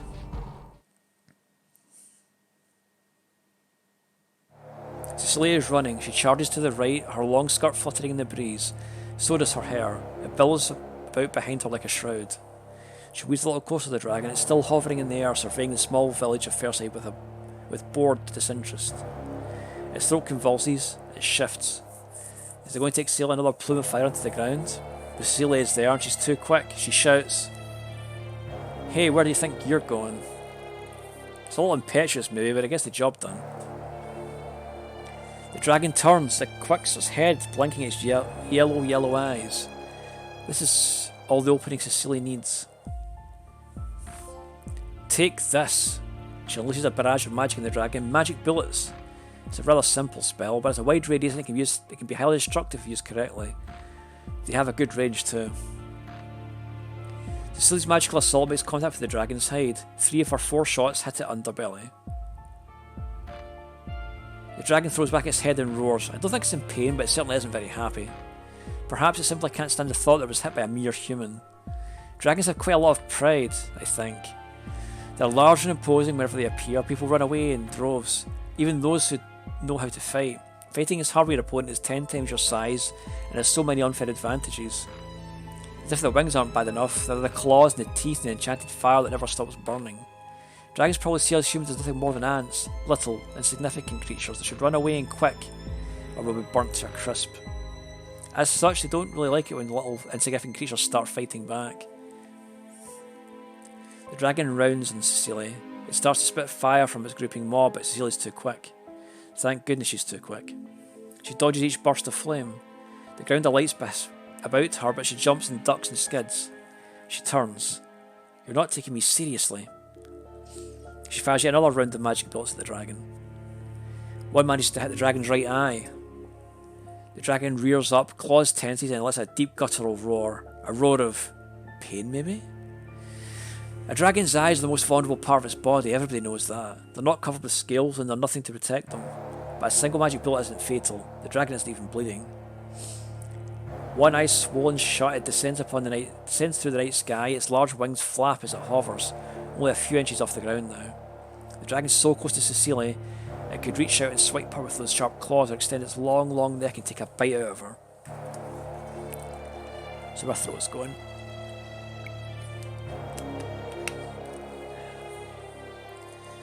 It could eat her in one gulp. I wonder if Cecilie's scared. How fast must her heart be beating? Maybe she's regretting her decision, but she doesn't back down, she can't. She jumps backwards and fires another round of magical bullets. The dragon responds in turn, shielding itself with its wings. The bullets ricochet off the leathery wings and fan outwards. One of Cecilie's bullets hits a nearby tree, puts a hole clean through it, another 5 inches away from my head, just barely brushing my left ear. I'm bleeding. Surely is powerful. Not powerful enough. If that dragon strikes, it could knock her head clean off her shoulders. Thanks for the hydrate. I'll do another one just now, actually, because my throat could do with it.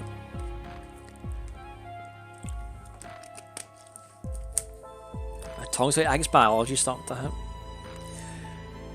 I need to get in there. I have to protect her. I let my fingers rest against the hilt of my sword when... Cecilie! A voice calls from my shoulder, scared and confused. Familiar.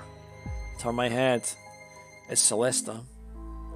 She's sitting on the ground, her fingers fisted in her long pink hair. Her wooden chair is a few inches away, toppled over on its side.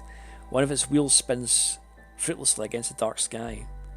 How did that happen? Did she exit her house upon hearing her dragon's roars? Maybe she overbalanced in panic, or perhaps somebody bumped into her. I don't know. In normal circumstances, the villagers of Fairside would fall over themselves to aid their village leader, but now they don't spare her a second glance. They're too busy running. Screaming. Celesta's screaming too. Her eyes are wide open, her mouth is contorted with an expression of pain. Cecilie, please, you can't, the dragon is too powerful. That dragon? I found the strangely specific word choice. Does Celesta recognise that dragon? Is it really the same one that attacked Freycross? I wonder. Maybe that's why she looks so scared. Cecilie, please run away. Don't get hurt for my sake. I just want to hand Celesta's shoulder. You should know better than anyone that your sister won't run. Arcadia? I nod. I thought you were locked away in a cell. Not anymore. But why? You didn't come to punish me, did you? You're not the one who led this dragon to our village, are you? Don't be ridiculous, as if I could. I don't know, this dragon was at Freycross too, and now it's come here. It can't be a coincidence. Maybe you really can communicate with dragons. Maybe you plotted this whole thing from the beginning. She's getting hysterical, I need to try and calm her down. I didn't bring this dragon to the village, I swear on my mother's name. Most people in Talia swear by the gods, far a lot of good that ever does. Since leaving Spinal, I've learnt to pin my faith on nebulous beings I can't see. If I brought this dragon here, I wouldn't be trying to kill it. You are? That's right, I want to protect you and your village. But why? We were going to kill you. How can I trust you? You'll just have to believe in me. Cecilie's fighting hard, so I want to fight with her. But why are you the one who were you the one who put Cecilie up to this? You should know she'll never be able to defeat a dragon. She's not strong enough. It's a suicide march. Cecilie wanted to fight it on her own. You should have stopped her. First you let my grandparents die, and now you're trying to kill my sister. You should run, Cecilia. Run while she still can. Cecilia won't run, she's far too stubborn. Nothing you could say in the world would change her mind. But why? I don't understand. Because she wants to protect you, because she loves you. It doesn't matter how much she loves me, she'll never be able to win. Then it's a good thing she has me.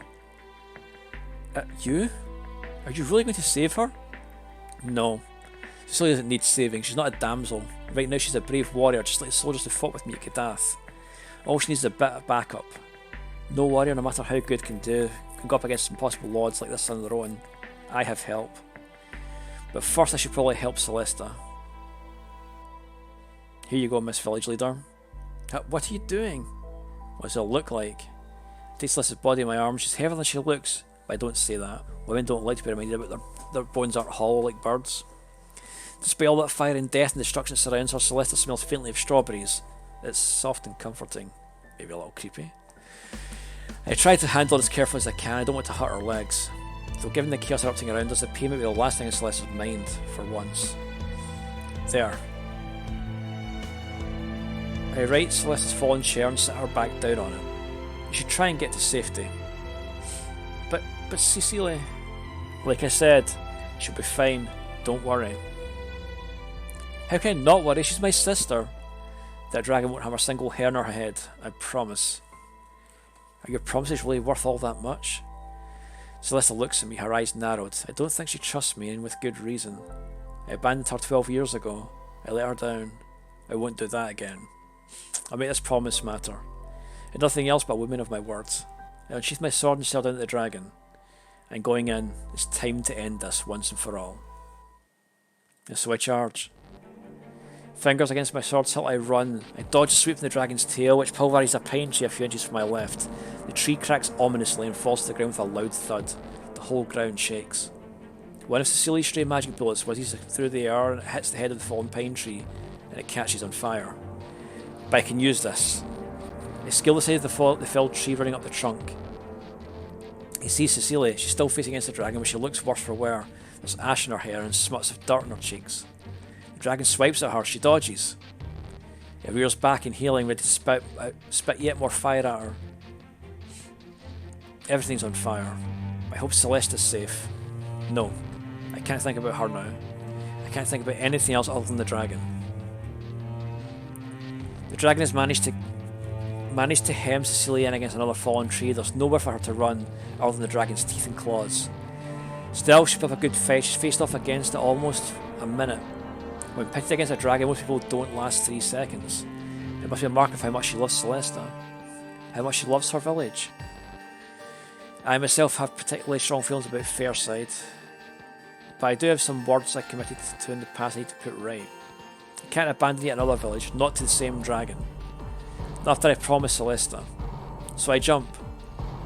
The dragon doesn't notice me at first, it's far too focused on Cecilia. That's why the plan works so well. I land on the dragon's back and run up its thick neck, stepping over the spines that protrude over its scaly skin. The dragon realises there's something wrong at this point. It roars and shifts, trying to rid itself of the irritating parasite. I dig my sword into its back and hold on tight. It sways back and forth. If it wasn't clinging for dear life, I'd be thrown off.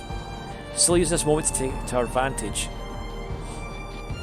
You haven't defeated me yet? She fires yet another barrage of magic at the dragon. I think she hits its eyes. Vulnerable and unprotected because it roars again. The dragon expels a plume of fire from its mouth, smoke from its nostrils, and slams its claws against the ground, churns up the earth. But blinded by Cecilia's magical missiles, it misses the mark. The fire doesn't singe Cecilia. Instead, it goes over her head and takes under the trees that line Fairside village. The Oak Forest is burning. That's none of my concern. There's more than enough forest from where that came from. Let it burn. I pull my sword out of the dragon's thick hide. My sword is covered in blood. Dragon's blood is a useful item in a lot of elixirs, but it's very expensive. That's because it's so hard to come by. I can make a lot of money if I bottled this. But that's just an idle thought. I have to kill it first. I charge up the dragon's neck, onto the head. It shifts. And one wrong move, 1 foot out of place would send me falling to the earth, or into the dragon's waiting maw. I need to end it now. I want to give Celesta a reason to trust me again. A reason to believe. And Talia, where there's precious little to believe in, having a hero is one of the only things that can get you through one day. So I strike. I dig my sword into its right eye, not the one Cecilia binded with a magic missile, and thrust down hard. I feel resistance at first, but I keep pushing and there's a pop. The dragon's right eye bursts into a shower of viscera. The fluid sprays everywhere like frog spawn. Globs of it stick to my cheeks, my forehead, and it's all in my hair. I'm not one to care much about my personal appearance. It's difficult keeping well groomed when you're so often on the road, but even I have limits. It's disgusting. Still, I don't stop. I keep my fingers wrapped around the hilt of my sword and plunge in deeper and deeper yet.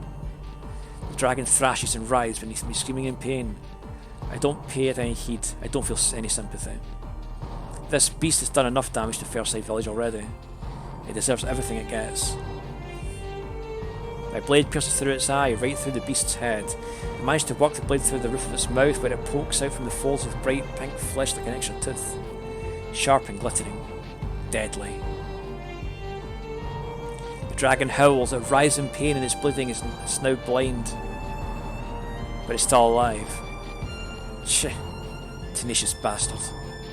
It's hard to bring these down. The dragon bucks, I flip from its back and I fall through the air. My body hits the ground with a loud thud. I curl up myself, wincing, but there's no time for that. I can't let myself lie here, dazed and winded. I need to move. I roll away, and not a moment too soon. One of the dragon's clawed feet slams against the earth, hard right where my head was a mere 2 seconds ago. The dragon rocks and writhes, roars. It doesn't breathe fire though. Maybe it can with the sword wedged through the roof of its mouth. Its teeth are sharp and glittered even in the moonlight. Large drops of bright red dragon blood with 10 golden guilders of pop rain down on me. I avoid them. Dragon's blood, much like a dragon's fire, can burn. Arcadia! It's Cecilia. She runs towards me, avoiding a spewing blow from one of the dragon's claws. She's at my side, quick as a flash, and reaches out a hand, helps me up. Are you alright? I'm fine. That's what I say, but my head is ringing. I think I must have hit the ground at an awkward angle. At least I hadn't broken any bones. You should be worrying about me right now. But you're hurt! I'll live, and so will the dragon if we don't do anything. You need to stop it now while we still have the chance. Stop it? Me? Yes, you. Only you can do it. But I can't, I've done everything I can. I thought you were a stubborn girl. I didn't realise the word can't was in your dictionary. But, aren't you doing this to save your village, to save your sister? I am, but I don't see what I can do. I do. Cecilia's hair is dishevelled, her clothes are tattered and torn. Her cheek is cut open and is bleeding slowly, but she hasn't been defeated. Not yet. Do you know any powerful ice magic? Yes, but... Then use it. What? Use it on the dragon, quick, whilst it's still confused. But it'll just bounce right off its scales. Then don't aim at its scales, aim it at its mouth. The mouth? Cecilia frowns. Her brow furrows as very slow realisation dawns. She finally figures it out. Dragons can't stand the cold, and if I fill its mouth with ice, the shock might be enough to fell it. That's right, if anybody can do it, you can. But you're the brave warrior, not me. And Fairside is your village, it's your duty to protect it, and... I point upwards towards the dragon's head. My sword is still stuck through the roof of its mouth. I can't do much like this, I'm relying on you. Well, if you need me then. Cecilia swallows. She eyes up the dragon and towers above her, its wings large and scaly, its claws deadly and sharp.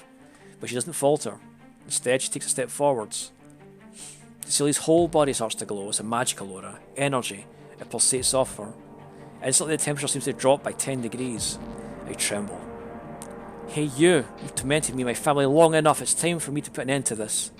The dragon stirs, still roaring in pain. Its mouth is open wide. A perfect target. I won't show any mercy. Cecilia unleashes her magic, and it isn't a few simple snowflakes, it's a veritable barrage of ice, a thick, almost impenetrable wall.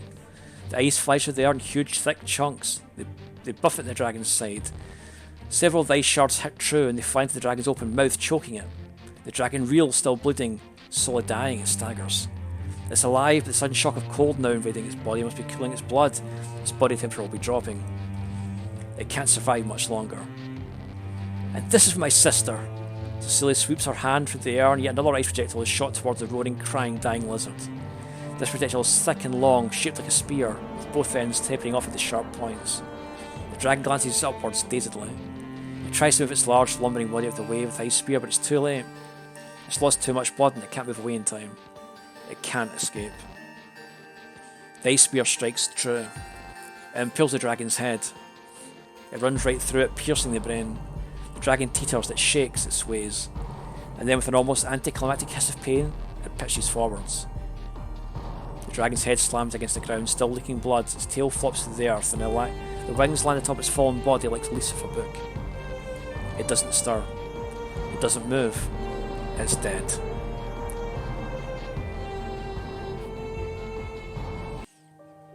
Arcadia! Celesta wheels towards me in her chair. Her eyes are bright with admiration. Her irises are filled with flickering embers. Arcadia, I was wrong. I'm sorry. She sniffs. Maybe it's because of the strong smell of the burning that still hangs in the air. Celesta's eyes, very pale blue, like her sister's, still fringed with some most marvellous lashes I've ever seen. You really are a hero. I'm not. Not really.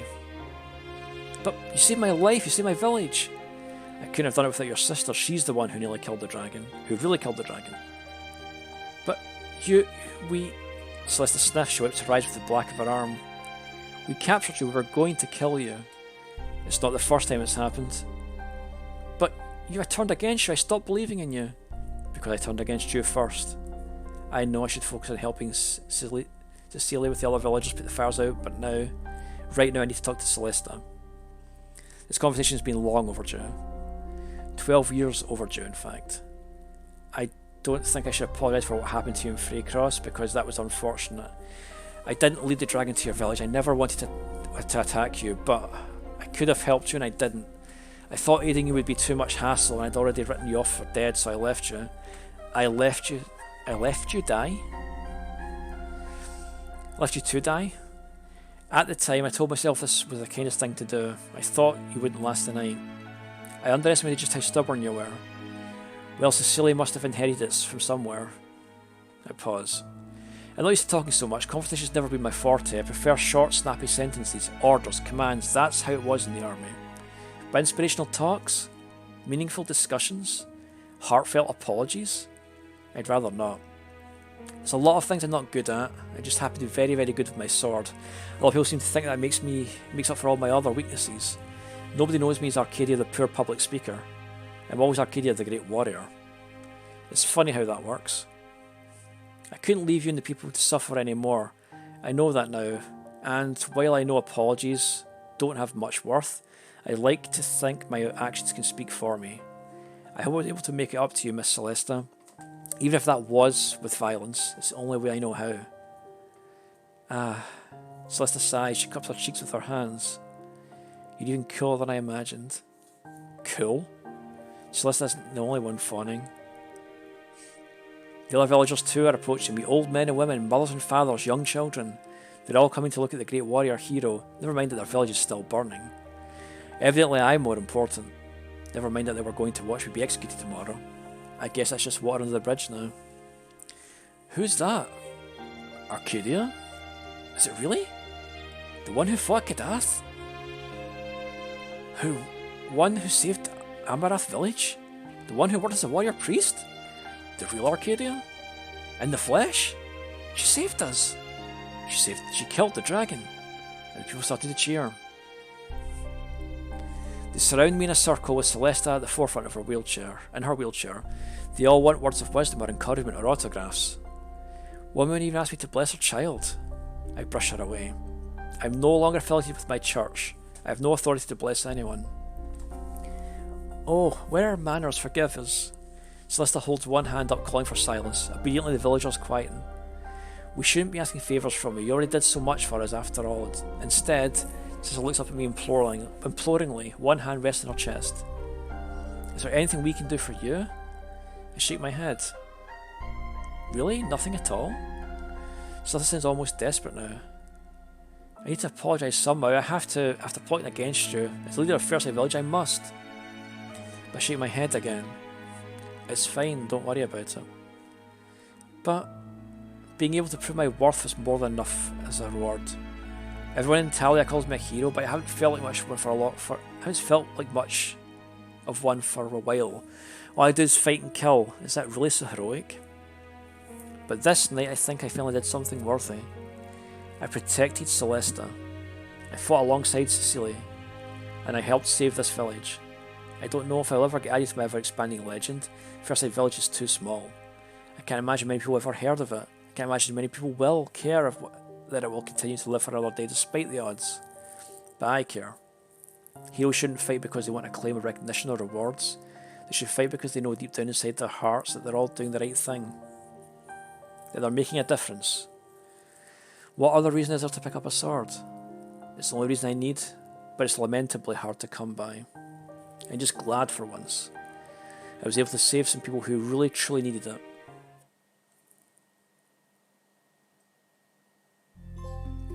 When I wake up the next day, the sun is shining, birds are chirping, I hear them outside the window, merrily hopping about in the trees.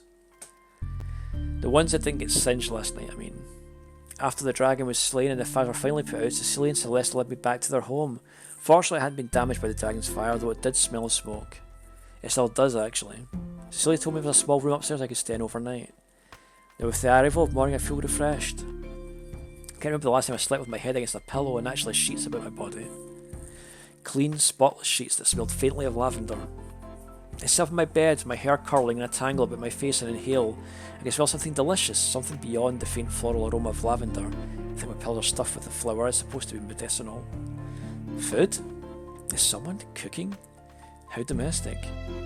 With a stretch and a yawn, I remove my nightgown, loaned from Cecilia, and get dressed, brush my hair, and then I pad my way downstairs.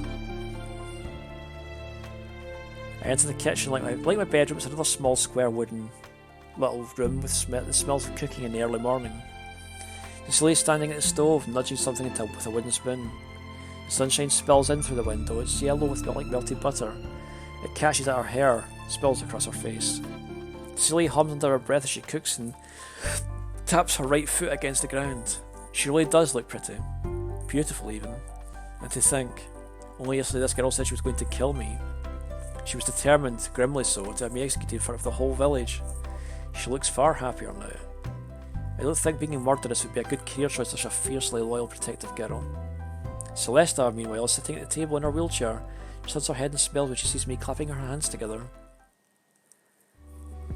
Arcadia, so you're still here? Why wouldn't I be? I thought maybe you'd run away in the night. Cecilia warned me you might do that. Oh, she did she? Cecilia sticks out her tongue playfully. I sigh. That was a while ago. My days of running are over now. I'm getting too old for it. You don't look old to me. You'd be surprised. Cecilia told me about that too, but I can't quite believe it. Cecilia? I shot another little glare at my hostess. Why should we tell Celeste all my secrets, and where did she get the chance anyway? The two of them cuddled up together under the sheets last night, swapping stories about me whilst I slept. I feel my fingers curling into fists reflexively. But then I stop. Reconsider.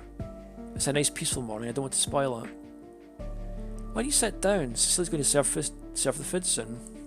What's she making? Pancakes? We've lots of toppings too. We have some sugar and a bit of honey, and I think we can have a few strawberries. Pancakes? How nostalgic. It takes me back. My mother used to make pancakes for me when I was a young girl. She made many more things besides muffins, cookies, cakes, flans, tarts, but pancakes were one of her specialties.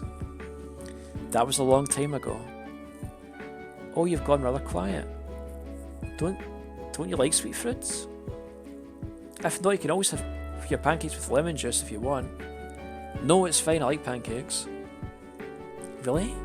Really? You're not saying that to be polite. I like to think I'm an honest woman. Eh, how quaint. I didn't think you of all people would like sweets. Why not? It doesn't seem to suit your image. I'm a bit sick of my image. Then don't worry about it. From now, just think you're eating amongst friends, not fans. I've lived experience with friends, but I don't think friends often own woodcuts of each other. I'm going to get rid of that. You are? Yeah, I mean, Celeste drops her gaze. She pokes the tips of her index fingers together coyly. I don't need it, I've already met the real thing, and you really are cool. Much cooler than I ever imagined. Well, thank you very much. I'm a little interested in what Celeste's woodcut of me actually looks like. Most woodcuts aren't very flattering. They're done hastily by people without real skill and without the money needed to buy the right tools. I've seen a few artists' impressions of me in the past, and they all look decidedly lopsided, and that's putting it charitably. Doesn't help that most of the artists have never actually seen me before, so they just put up some vague interpretation of what they think I look like. They usually make my jaw squarer than it is, my hair shorter, my nose bigger. I don't know why there's such a correlation between being a warrior and being exaggeratedly masculine, but there you go. That's life. I sit at the kitchen table beside Celeste as she beams. For a few moments, the two of us just in companionable silence. The smell of the pancakes and the sound of them cooking filled the air for a while, until... Alright, they're ready! Cecilia plates up the pancakes and serves them to me. They look nice, soft and fluffy. I take my fork into one and break a piece off and bring it to my mouth. The whole while, Cecilia watches me with bated breath. Her eyes are big. I hope I like them. Cecilia put a lot of effort into cooking these. I don't want to disappoint her. I chew, swallow. How are they? And then... I smile. It's a small smile, and most of the smiles are small, but it's a smile nonetheless, and it's a rare expression coming from a stoic woman like me. I hope Cecilia appreciates it. It tastes good. Yay! Cecilia grins and claps her hands together. I'm glad you like them. My sister's one of the best cooks in Fairside. And the best mage too, you really are talented. Oh, it's nothing. Cecilia giggles coyly and runs a hand through her hair. So what do you want to eat with them? Eat them with. I think Celeste ran through all the toppings already. I'm sorry we can't offer more. It's fine. I think I'll have honey. Then I'll go and fetch it. Cecilia rummages through the cupboard before returning. She sets the jar on the table. I thank her and cover my pancakes liberally with honey. The three of us eat together companionably for a while. Celesta gets some butter smeared on her cheek, and Cecilia reaches forward to wipe it off with her handkerchief. You know, you don't have to baby me like that. Celesta pouts. I am a grown adult, and I am the head of the village. I know, but I can't help it. Because you think I'm weak? Because you're my sister, Celia, and I love you. Cecilia pokes the tip of Celesta's nose. Celesta skills and tries to look angry, but she can't bat Cecilia away. Cecilia smiles, laying back in her chair, and lets her hands fall to her lap. She ponders. You know, I was thinking something, sis. What? You look an awful lot more relaxed when you have done in a while, like you seem a lot happier. Of course I'm happy, our village is safe, the dragon has ended. I know, but it's more like... you look free. Free? Yeah, like some burden has been lifted from you. Well, now that you mention it, my legs do feel a lot better than have in a while. Really? Yeah, it's like ever since last night they haven't been hurting. Not as much, I still can't move them, but the pain, I think it's starting to fade away little by little. That's amazing! It is. I thought I'd suffer the rest of my life, but I've already consigned myself to the fact, but... Celesta looks down at her legs encased in mint green fabric. I didn't want to say anything in case it was a coincidence. Sometimes my pain ebbs and flows. It's never consistent, but this time maybe. It'd be nice if I could go away for good. I have heard rumours about that in my travels. Rumours? What rumours? Most people know the fire of horned dragons is enchanted. When it hits its target, it never recovers. Trees wither and die, affected earth kills everything that tries to grow within it. People's injuries never stop hurting, they're forced to live with the pain forever, but... I've heard tales that if the horned dragon that attacks you dies, be it through natural causes or because it was killed, that the spell will be broken. Though your legs will never be fully functional, maybe the pain will finally stop, you'll be able to live a normal life. You won't have to suffer anymore. I've never heard anything like that before. Like I said, they're just rumours. Few people have been attacked by a horned dragon to live to tell the tale, and imagine far fewer live to see the day that their tormentor perishes. Dragons have long lifespans after all. They can live for 100 years. That's far, far longer than any human. If the magic imbued in a dragon's breath can be cancelled out after their death, it would be rare for anyone to discover this, unless it was by chance. I was a bit sceptical when I heard about it at first. It sounded like an old wives' tale, but just maybe. I don't know if it's true or not, but I don't have any proof, just hearsay, but if it really is, it would be amazing. Yeah. Cecil looks down at her legs again as though she's never seen them before. Like they belong to someone else. That really would be amazing.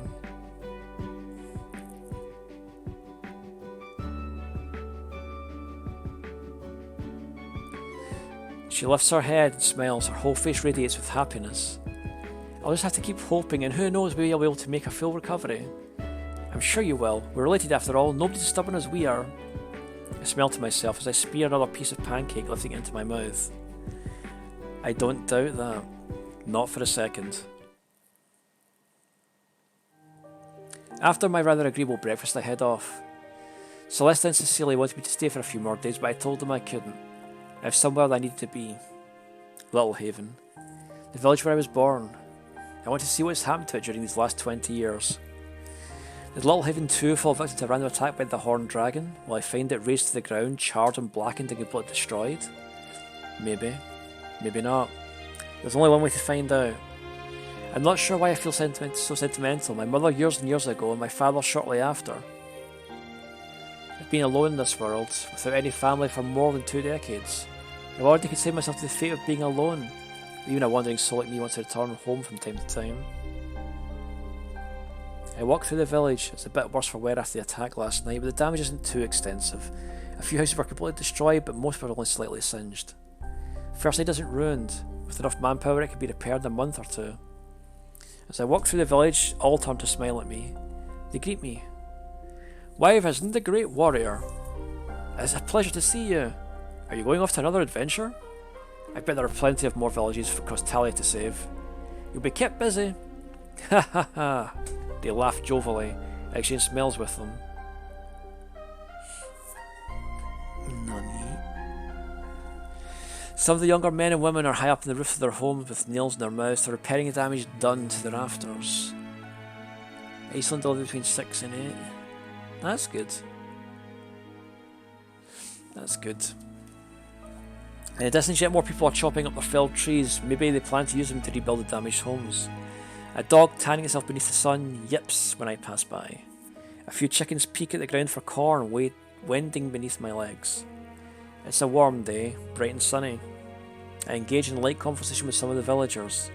I point out how expensive the felled dragon's body can be if they strip it of flesh and bone and teeth and bones. Almost every part of the dragon is useful in medicine or potions or even in fashion. Dragon skin boots are very popular. When I tell them this, they thank me.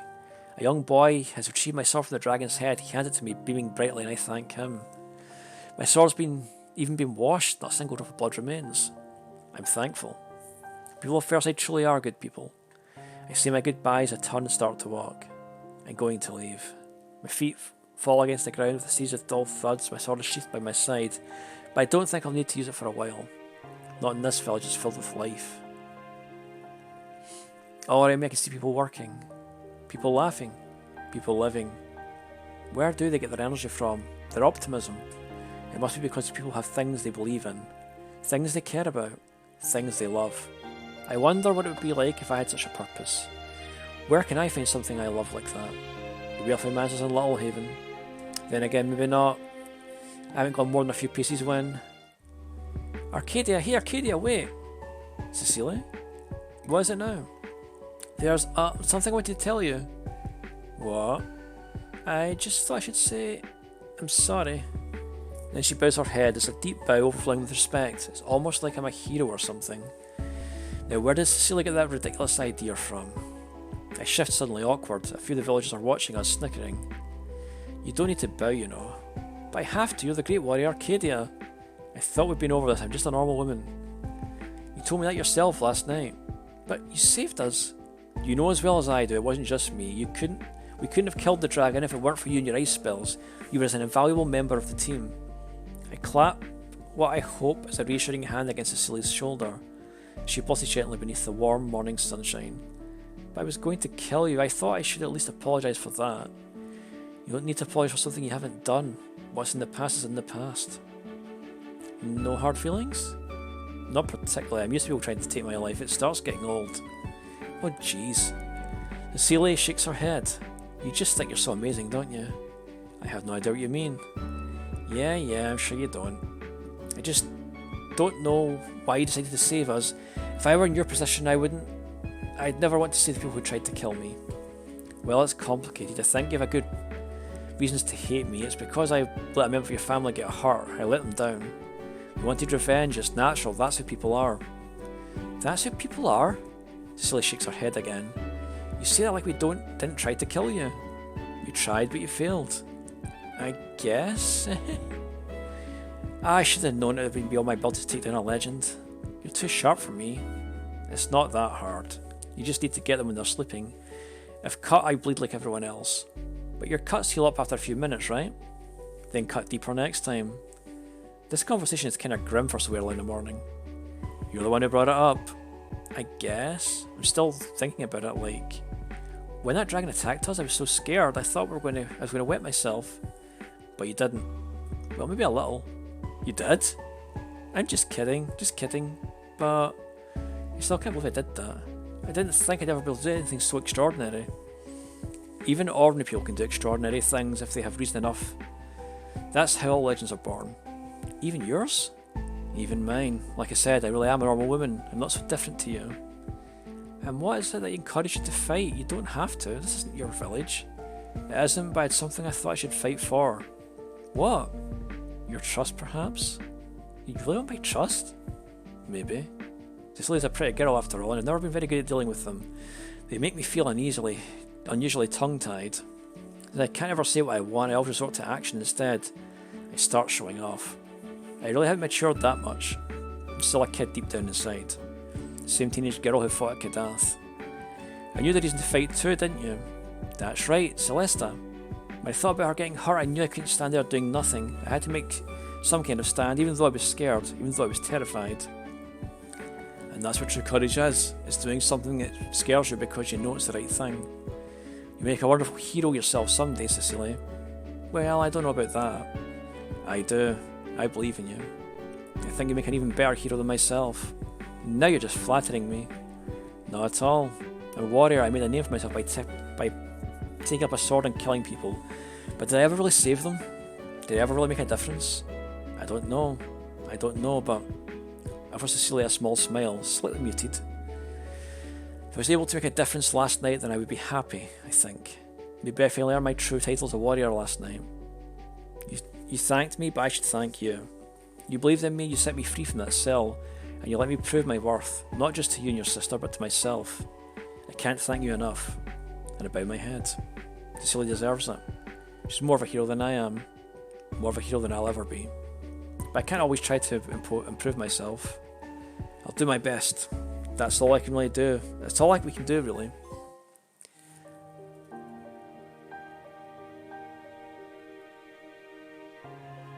And that's us, I think.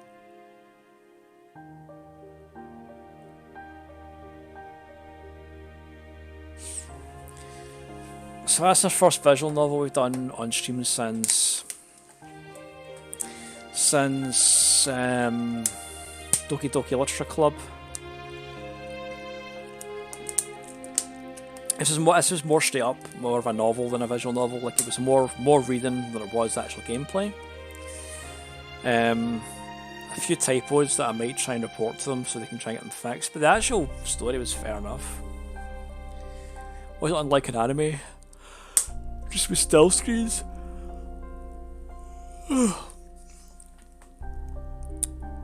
But I hope that was an enjoyable stream. I've actually just finished the whole thing in one sitting as well. It's not often you get to do that with a game. Oh, the following day I found myself in a little oak forest. Trees surrounded me on almost every side, blocking out almost all the sunlight that tries to filter down from above. I glanced around at the trees. I'm not very good at identifying the various flora and fauna of Talia, but I was raised near the forest, so I know a little. So this will be a prologue. Prologue. The large tree with explosive leaves and the fat squat trunk is an oak. The tree with narrow bark and branches festooned with green seeds is an ash. The tall skinny tree with a slender white trunk is a birch. Knowing the names of these trees doesn't really help me, of course, but categorizing them inside my head gives me something to do whilst I walk. I suppose it's rather relaxing. I keep on going. The leaves crunch beneath my boots. A faint breeze catches my hair. The leaves in the trees rustle together as though huddling close for warmth. It's only been one day since I was at Fairside, but I think I miss it already. I don't miss the attempt of my life, but paradoxically, I do miss the girl who's behind it. Cecilia. I wonder what she's doing right now. Will she be sitting in her warm, cosy little cottage by her sister's side? Maybe they'll be trading more stories about me. Well, let them talk. It won't do any harm. When you become a public figure like me, you have to accept that people will gossip. Even when you're not a public figure, people gossip all the same. People really are incorrigible. Cecilia is the worst of all. So determined, so stubborn, so idealistic. It's rare to meet people like that in Talia, people who are so confident in their beliefs that they're willing to die for them. Cecilia could have died when she faced off against that dragon, but she didn't. She's a survivor. We were cut from the same cloth. I paused, shaking my head. Why am I thinking about Cecilia? I have to keep moving. I've left Fairsight behind me and I won't be going back. I'll never see her again. I have no plans to, so why? Arcadia! Hey, Arcadia! Why does that voice sound so familiar? That's a girl running towards me. Her hair is soft pink, like the inside of a peach. So are her lips, her cheeks too are stained pink. She crunches the leaves beneath her soles, sure as she runs. They rustle. How long has she been running exactly? She stops before me and doubles over, resting her hands on her knees. She pants for breath. Her face is damp with sweat. I can see it beading on her forehead, trickling down her nose. She gasps, straightens up, wipes her brow with the back of her hand. All the while I stare. Is this some kind of delusion? Maybe a dream? I pinch into my arm with my thumb and forefinger. It hurts. Maybe she isn't a dream after all. Cecilia, what on earth are you doing here? I did some thinking this last day and I came to a decision. What? Well, Cecilia smiles brightly, or as brightly as she can manage as she's still struggling for breath, and clasps her hands together. I decided I want to go with you. Is this supposed to be a joke? If it's a joke, it's quite an elaborate one. No, it's not. What's so funny about it? And now she's pouting. You can't go with me. You have to stay in Fairside and look after your sister. But that's the thing, Arcadia. My sister, Celeste, is getting better. So slaying a horned dragon really does alleviate the effects of the cursed fire. That's right. I don't think she'll be able to walk again, but almost all the pain has stopped. She doesn't need to stay in bed anymore. She was out of the village with everybody else, helping them restore the burnt houses. It was amazing. I've never thought I'd see the day. Cecilia sniffs for a few moments. She seems overcome with emotion. She brings a finger to her eyes, wiping away tears perhaps. It's everything I ever hoped for and more. All my dreams are coming true. You mean Celestia's dreams? Celestia's dreams are my dreams. The whole time I've done everything I could, absolutely everything to help her and protect her and take care of her, but I don't know if she needs me by her side anymore. I'm sure Celeste still needs you. She loves you, Cecilia. I know she does, but after spending so many years relying on me, she can finally do things by herself. The simple things we all take for granted, but she's never dreamed of doing them in the past. She can put on her own clothes, do up her own buttons, brush her hair. Do you know how amazing it is this morning when instead of waiting for me to dress her up like a doll, she did it all by herself? And she didn't even grimace. It was amazing. In fact, Celeste told something this morning. What? It must have been something else chatting to prompt Cecilia to run all the way after me. So as I said, she felt bad for trying me down to this village after all these years. She felt guilty that I had to devote so much of my life looking after her, and it's not like I minded, you know. I love her a lot and I want to be by her side. I would have done anything for her. Anything. I've never resented her for her condition, not once. I knew it wasn't something she could help. You resented me instead. That's right. I did resent you. I hated you. I thought if you died, then maybe Celeste would finally have some peace of mind. But I think most of all, I wanted to get revenge on you for my sake. Well, you couldn't hate Celeste, so you decided to hate me. That isn't quite right. I never disliked my sister, not ever. She's precious to me, but I've always wanted to explore. It's been my dream ever since I was young to leave Fairside and see the rest of Talia with my own eyes. There isn't much to see, I'm afraid. It's all death and destruction, mostly. Well, aren't you cheerful? Cecilia giggles and prods me in the side. It tickles. It's easy for you to see that, Miss Legendary Hero. You've been all over the world and you've seen all the sights there are to see. Well, she's not wrong about that. I've seen monsters shatter against my sword in the Battle of Kadath. I've seen mysterious shrines devoted to the ancient fox people in Tamaoka. I've seen a brave young girl protect her village from the attack of a deadly fiery dragon. Your hair must be so stuffed full of amazing incredible things. I probably look very small and silly to you. She's wrong, of course. But that's why I want to go. I want to explore. I want to look around. I want to see things. You've always had lofty dreams, I take it. I was born with my head in the clouds, that's what Dad said. Cecilia grins. I thought I'd never be able to explore, but Celeste told me herself this morning. She said, if I felt there was anything else I had to do, I should go and do it. She doesn't want to keep me inside the village, you see. She's feeling a lot better and there are people who can keep her. She wanted me to explore and I thought I should take her up on the offer. I mean, why not? I'm not getting any younger. It'll be dangerous. Like I care about danger. Cecilia puffs her chest out proudly. I fought a dragon, remember? With help. Hey, I thought you said you couldn't have done it without me. I couldn't. Likewise, you couldn't have triumphed without me. But listen, now you've more reason for us to travel together. We can make up for each other's weaknesses and... Her eyes glittered mischievously. You don't have a mage in your party, do you? I sigh and close my eyes. She's right. She's got me. I've never been very good with words, and I even worse with arguing. When I want my own way, I usually turn it to my sword, but I can hardly unsheath it now and slice Cecilia in two. I don't want to hurt this girl. This bright, cheerful girl has never travelled far beyond her village. Maybe I should take her up on the offer. It is true, I don't have a mage, and I do have a marked weakness when it comes to magic. You raise a good point. Then it's settled. It's nice travelling with you, partner. But... My voice becomes cold and steely.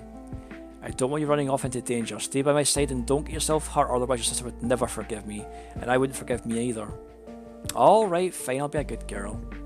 But if you think I'm going to hang back while you fight all the monsters on your own, you have another thing coming. I never expect you to hang back. You're not the sort. What's that supposed to mean?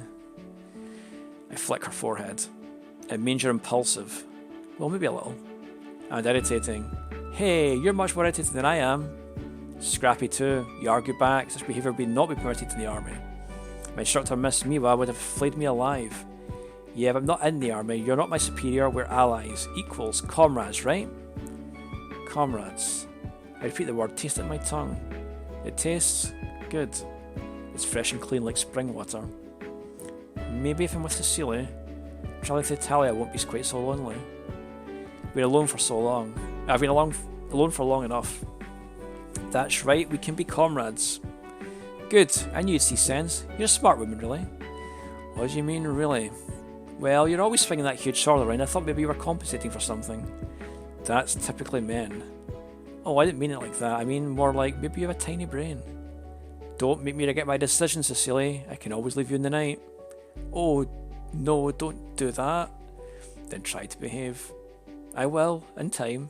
Maybe? Good grief. But first, Cecilia looks at me coyly and she giggles. I think we should seal our pact so it can't be broken. Right. I proffer her a hand. Oh no, shaking hands is so old-fashioned. That's the kind of thing old men do. The hell's will we seal our pact? I was thinking maybe something like this. And with that, Cecilia stands on the very tips of her toes and presses her lips against mine. Her lips are soft, her mouth is warm. She tastes light, I suppose, airy and soft. Just like a spring breeze. I close my eyes and allow myself to surrender, fuller to the sweet sensation. I wrap my arms around Cecilia's slender waist and hold her close. My heart is pounding. I think I'm blushing. It's not a very dignified look for a legend such as myself, but I can't help it. Hopefully Cecilia's too concerned with nibbling my lower lip to notice. I sigh softly into her kiss. For such a small woman, she really is insistent. Well, I don't mind that. Cecilia, I knew from the moment I met this woman that... the moment I met her, this woman would be my undoing. I've always been bad at dealing with pretty women. They really will be the death of me.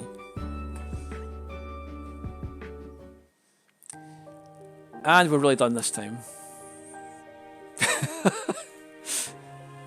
So I was wondering whether they were going to leave us off to maybe put another chapter on the story or whether that was going to be it, but that's it. 'Tis done. So that game was approximately 2 hours and 50 minutes long. And you get a platinum for finishing it. So what do you think? Do you want me to play more visual novels now and again, or do you want me to just play them myself? Like, what's your opinion of it? I thought it was okay. I've played a couple of novels before that were a little bit more interactive. Maybe it could do with multiple routes, but it feels like it's been done by an indie that's not got enough money for the multiple routes and the animated sequences, so it did well with what it had. But yeah, I thought it was alright. I didn't dislike it. It was nice for a little change of pace, wasn't it? Going from like the usual Thursday night stuff to that. It's nice to relax by a story now and then. Nice to chill rather than... Yeah, exactly. I wish I didn't make so many mistakes when reading though, since I travel over my own tongue when I'm trying to talk. And it leads to the story being a little less... I'll maybe try and cut it up a little bit and put it on YouTube without any of my blunders, but we'll see. But thank you so much for stopping by and enjoying the story with me. Tomorrow, as always, will be DBD night. Myself, Akito, Chill, and Zella will be running from the killers. There also will be. I think Resident Evil 4 should arrive tomorrow before I start my gaming session, so I might play a couple hours of that before we go in, just because I don't want to not play it until like next week. But I don't have time to play it on Saturday because I'm pretty much streaming all day Saturday. I don't have time to play it on Sunday. So maybe do maybe an hour or two on tomorrow for Resident Evil before we start. We start at 8, play to 9:30 or something. We'll see. I'll put a wee tweet up to say what I'm doing either way. But we are going to end the stream there. I'm going to go and have a lie down. It's absolutely roasting in here tonight. Despite the fact it's been snowing today, I left the heat on for too much. Ditched some PS1 Final Fantasy for some Resident Evil 8. It was going forever. The thing is, when I'm doing the podcast, I can't play Resident Evil because I have to listen to the dialogue, whereas I can play Final Fantasy whilst I'm podcasting because I don't really have to think about it. I just run through the motions. So yeah, I think I'll do my usual. We'll play that, then we'll play some Monster Hunter. Sunday's a non-stream day anyway. I like to find a wee indie game. If I find a game listed, I might do this on a Sunday or something as well, just as a wee extra game to do, but no promises. Anyway, what I'm going to do is it's only me and you I think in here tonight, so I might just host the awesome Shadow Akito, who is currently playing. He says Final Fantasy 14, but he's actually playing Dark Souls, I believe, with Razor and Mia. Yep, thank you again for joining me. Again, we'll be back tomorrow for some crazy cool times with some Dead by Daylight, so please do tune in for that, and we'll see if it gets Resident Evil started. If it arrives in time, I'll get it installed and we'll play a little bit of that so you can see it.